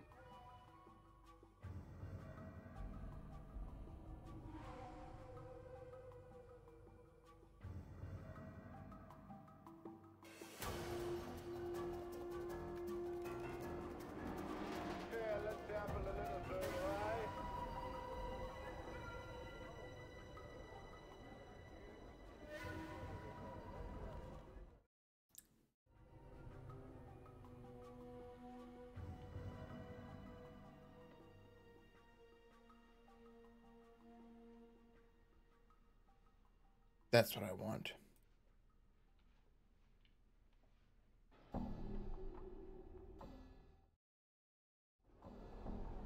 I'm gone.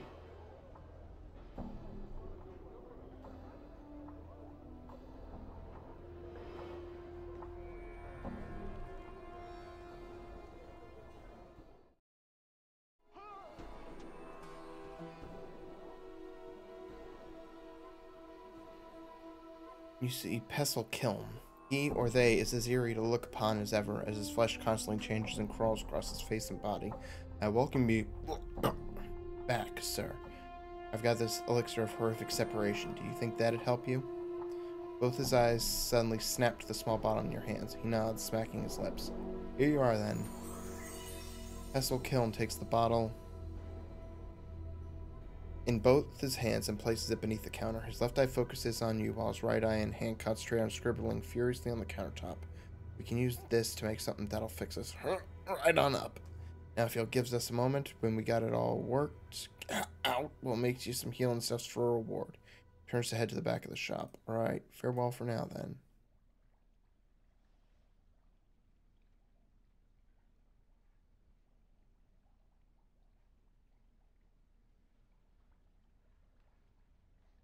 This man closely resembles Pestle Kiln, though without the crawling skin and constant subtle mutations. Greetings again, sir. Well met. And what is it I, Pestle, can do for you? I was hoping to get some healing concoctions. Yes, of course, your reward, Now, let's see now. I'll manufacture them for you for nothing, of course, but I'll need the proper ingredients. An Oni's heart, or powdered hematite, or the hair of a diva, or a thread from an Asmon's robe, or the blood of a regenerating creature such as a troll, or... Actually, my wounds heal very quickly. Pestle raised an eyebrow. Do they now? Well then, your own blood just might do. Here, give me a sample if you would. Give him a bit of your blood. After drawing a small quantity of your blood and retreating to the back of the store, Pestle returns with a number of what appear to be hardened drops of blood. Placed upon one's tongue, these clot charms will heal existing wounds and aid in the prevention of new ones. For a time. Questions.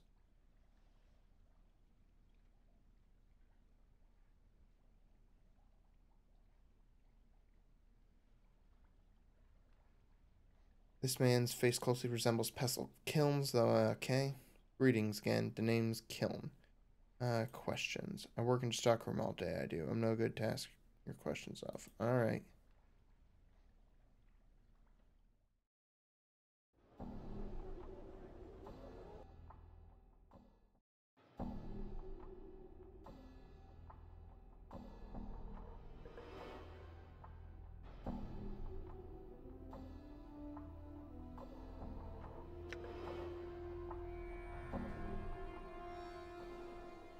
Yeah.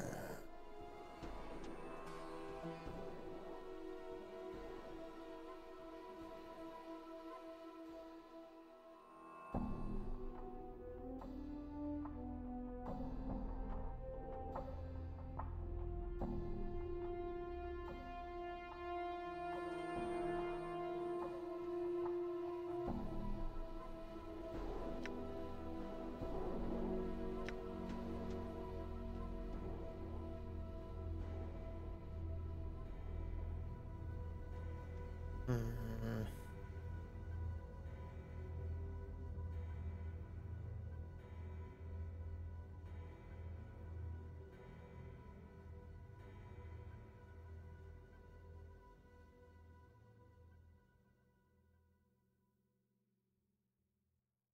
Crimson Veil.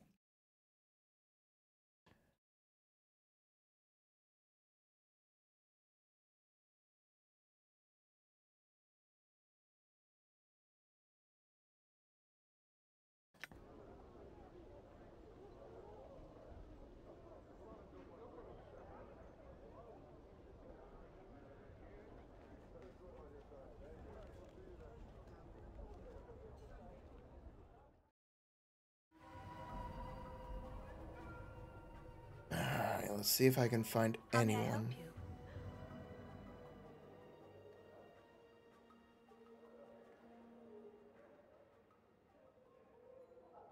Done.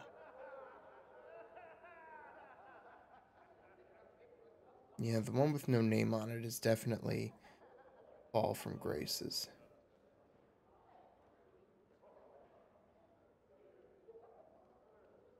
Julie, it looks to you, hopefully. Well, anything yet? I made my demands, but could gauge no reaction. He didn't want to fight me, though. I should suggest you speak with him yourself sometime. Is he not going to fight for me, then? No, he won't. I recall him saying he was bored with things, in any case. Juliet looked shocked. He said what? How could I have been so... Oh, it would appear as if my relationship had had the troubles I so desired, and I merely missed them all in my melancholy. Alright, questions.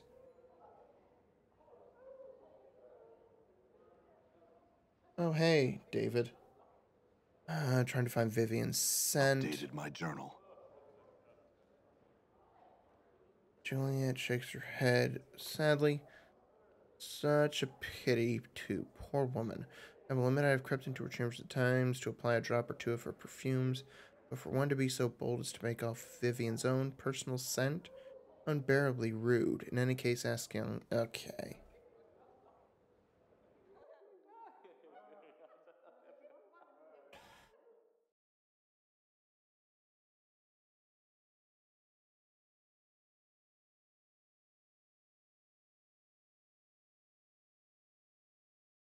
No, okay.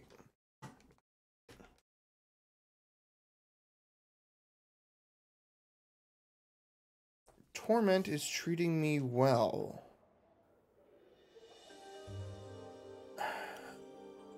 I know what I have to do, but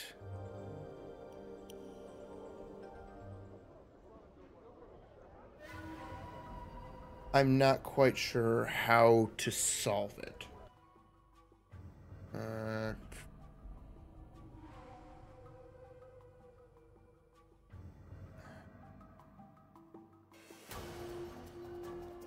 The hive is probably the best place to check. All right.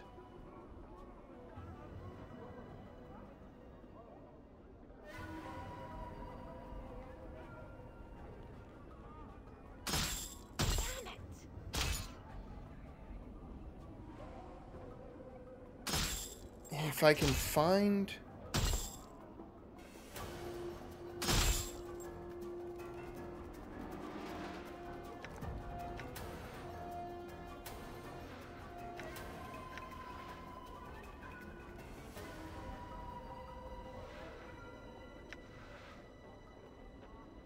This is the bar, right? Yeah. All right.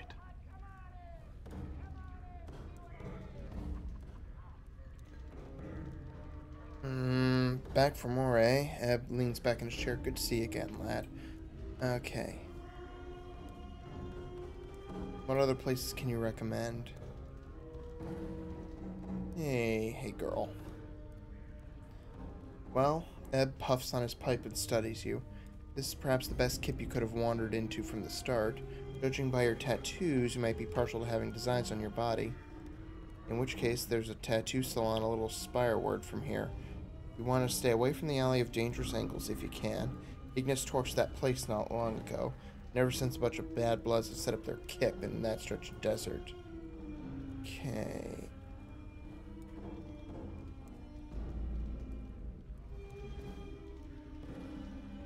River Styx. Once again, you are struck by the insubstantial nature of this man's existence, and once again you are riveted as he turns his pale blue eyes on you. Have your travels brought forth what you need? Hey, Rose. Hey. Not yet. I had some questions for you. Okay. Perhaps I have... Hold on. You gotta get down, girl. Perhaps I have some answers for... I have answers for you. Speak and I shall tell you. What are you doing? I am fresh back from negation and I'm trying to restore my essence before it slips away from me altogether. Negation? What do you mean? His eyes cloud over. I went to the inner planes to discover my true essence. I made the mistake of visiting the negative material plane in order to understand my body's urge to decay and the cycle of death in life. I thought myself protected against the ill effects of the plane with my magic, but I was wrong. The blackness of infinite nothing pressed on my soul, and I was beset by shadows that sought to snuff out my very soul. I lost my way for a time, for an eternity, and nearly lost my existence. I could feel my essence falling away from me, and am even now half gone. Never will I return. How did you survive? Updated my journal. How did I survive? He smiles tightly, with a piece of nothing that held back the nothing. Nothing can stop nothing, you know, and so I carry nothing in my hand to protect me. You plan to journey to the ultimate negation yourself? You have the smell of desperation about you, so I make you this gift. Hold it in your hand when the shadows press in, and it should protect you and your friends somewhat, should they remain close to you. He passes you a small black token that looks as if it has no dimensionality to it at all. Thanks. Tell me more of the planes. You would know more of the planes? Ask and I shall tell as best I can. Would you hear of the outer planes, prime material, or the inner planes? Outer. Now the outer planes, where should I start? Do you know the cardinal rules of the planes, on which all others are based? Do you know about the composition of the outer planes? Do you know of the Great Ring and its divisions in our hearts? Do you know of the individual planes? Each of these leads to the next, and so it is best to start from the beginning. Tell me of the individual planes. Which set of planes do you want to hear of? Okay. Outer plane composition. The outer planes are created of and by belief and thought and faith. They take their imagined form from the prime material plane, shaped into forms that stagger the imagination, built by the accumulation of belief. Belief creates the planes. Belief is power here. Change belief and you can change the nature of reality.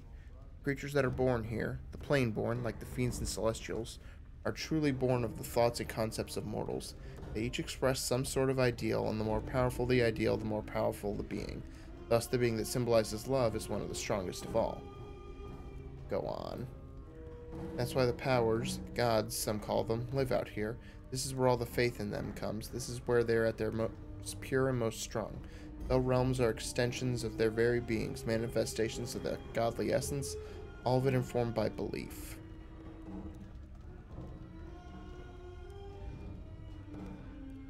Okay, so now the composition of planes is belief. Tell me of the Great Ring. Among the loose unity of planewalkers, we conceive of the infinite outer planes as a ring surrounding the plane of ultimate neutrality, the Outlands. The spire atop which Sigil sits is in the center of the Outlands. The further one travels away from the spire, the less neutral the plane grows until it spills into the neighboring planes. Each of these planes impinges on the Outlands, spinning themselves into long chaos, good and evil. The Great Road marks the demarcation between the Outlands and the gate towns that spring up around the gates of these planes. Beyond the gate towns lie the hinterlands, uncharted territory that is lost to history, that loses thought. Danger lies in the hinterlands. The outer planes differ by morality, not substance. For you, will divide the planes into three sets: the upper planes of good, the lower planes of evil, and the boundary planes of neutrality. These are then divided further by law and chaos, with the Outlands in the middle. Which of these interest you? The lower planes. Like the upper planes, the lower planes are divided into lawful, chaotic, and neutral. Each of them varies in terms of horrors and what those okay. And all of them are best avoided. Which of them would you like to hear of? The neutral planes. The neutral planes, eh? They're vile and barely understandable, and they're more insidious on their own than you could ever imagine. Take Gehenna, for example. 4 volcanoes in stages of dormancy, floating in an infinite void, each of them somehow alive, each of them wanting your soul by whatever means they can get it. Populate it with Yugoloths, the worst of the fiends in my opinion, and you've got place. The plane of ultimate evil, at least that's what they call it, is the Grey Waste, a no place that drains color from your body and spirit, stealing away even your apathy.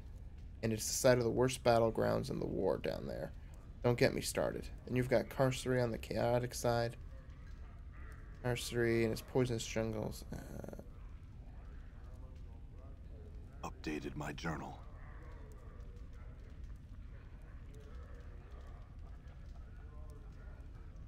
That's just...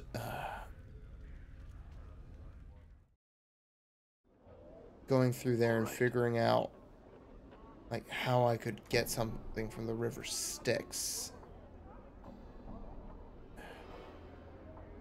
I don't know. Are you daft?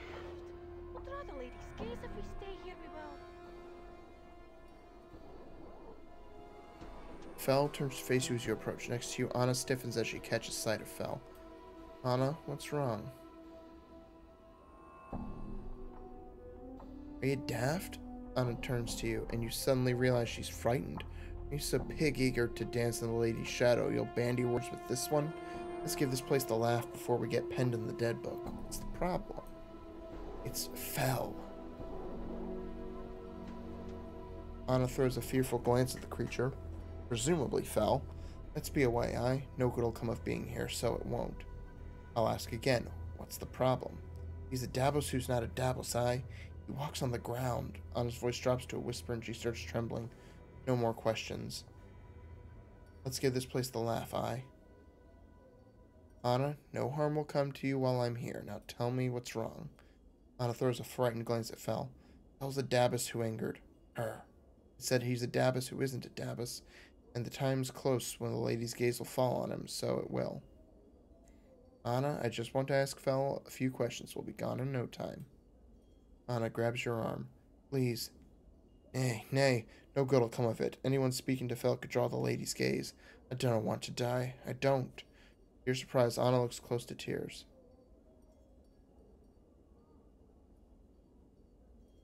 Promise. Anna, no harm will come to you while I'm here. I promise. I just want to speak to him for a moment. For a minute, Anna just looks at you. Then something in your gaze seems to calm her, for she steels herself. I don't know why I... She shakes her head. Go on, then. Talk to him. I do not care. There's an undercurrent of fear in her voice. Very well. Davos waits patiently, its hands tucked into his sleeves. A series of symbols materialize above its head, then dissipate, and a question mark appears. Dakon, can you translate?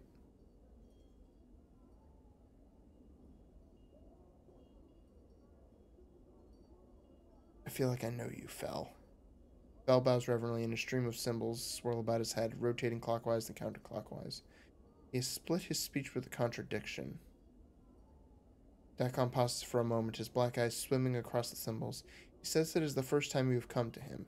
He says this is not the first time you have come to him. Does he know who I am? Another series of symbols materialize quickly and sharply into focus above Fel's head. You are known to him, but he cannot tell you what you want to know. Okay. Can I see what tattoos he has available?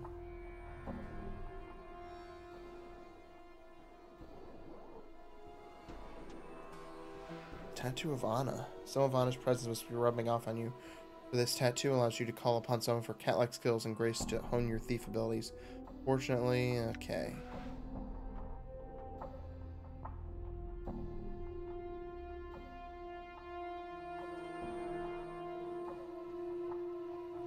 Tattoo of greater enduring. No. Tattoo of greater presence. This tattoo makes the wearer more impressive and commanding. Tattoo of warding. No. Tattoo of greater action. Tattoo of the soul. This tattoo bolsters the user's wisdom. Okay.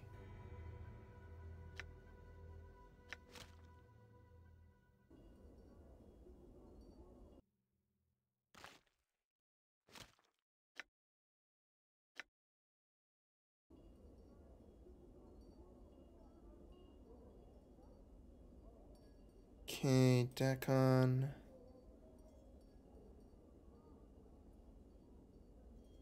Ask him if he's heard of Ravel. There's a long moment of visual silence. It drags out so long that at first you wonder if Fel heard you. Then a few symbols, strangely gray-colored, appear sluggishly above his head. She is real. Does he know where she is? A series of gray symbols swirl about Fel's head like a slow-moving whirlpool and flatten themselves out into a bizarre twisting pattern. He's been imprisoned in one of the lady's mazes. Anything about her? A white oval appears beside Fel, then a sharp crack appears in it. She tried to shatter Sigil's walls. Does he know how to reach Ravel? Another stream of rebuses trail out from Fel, but these float lower, as if they are carrying a heavy weight. The way to reach her is not known to him. Okay. Before you can leave, a new series of symbols appear around Fel. The structure is that of an X, and they pulse like a weak heartbeat. What did he say? He warns us not to seek the night hag. He says that her heart is black and she will seek to hurt us. I think our paths are destined to cross. Farewell. Okay.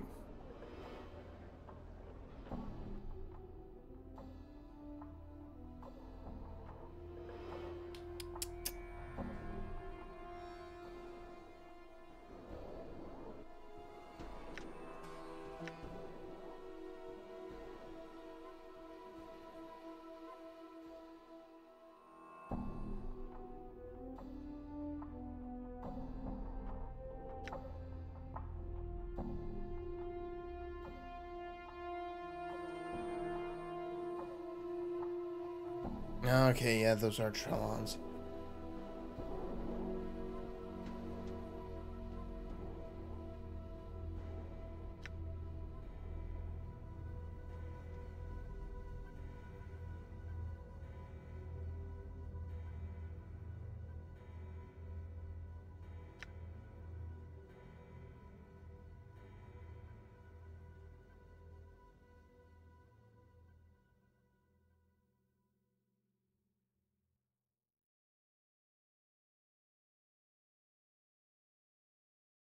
Okay, Lothar suggested the next stage of my journey might be to journey to the Civic Fest Hall, where someone may be able to tell me more of the Hag Ravel puzzle while Lothar believes stole my mortality from me.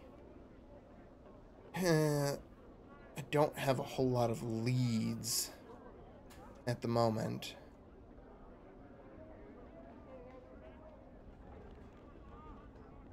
Just see one of these, then.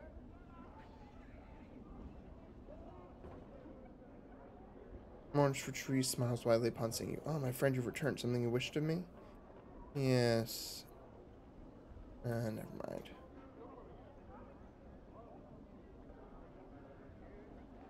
Echo knows how to find Ravel, or knows something important. But I can't get her to talk to me until... Hey, Rose. Hey, sweetie. Until Delora gets the keys to her heart from Merriman. Merriman's not going to give them up until I can find a way to give him amnesia. And I don't want to kill him. Just because that's kind of boring. He suggested some water from the river Styx. All right.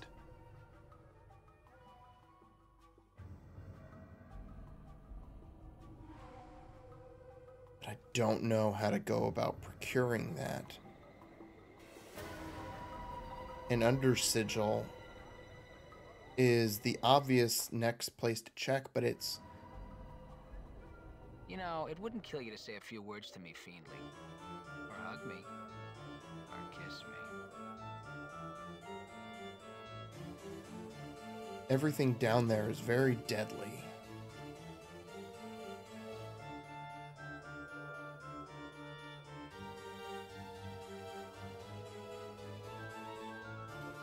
We welcome you, Splinter. I'm at 2 hours, so I'm gonna end it here.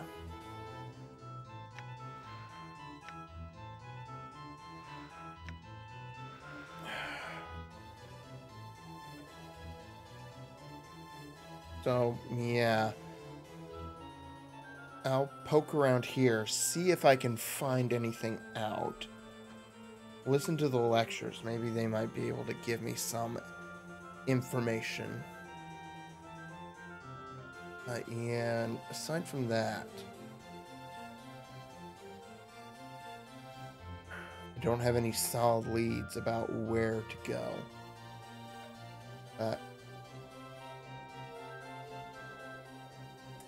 If it becomes necessary, I'll find a little hint to kind of prod me along, but we'll see.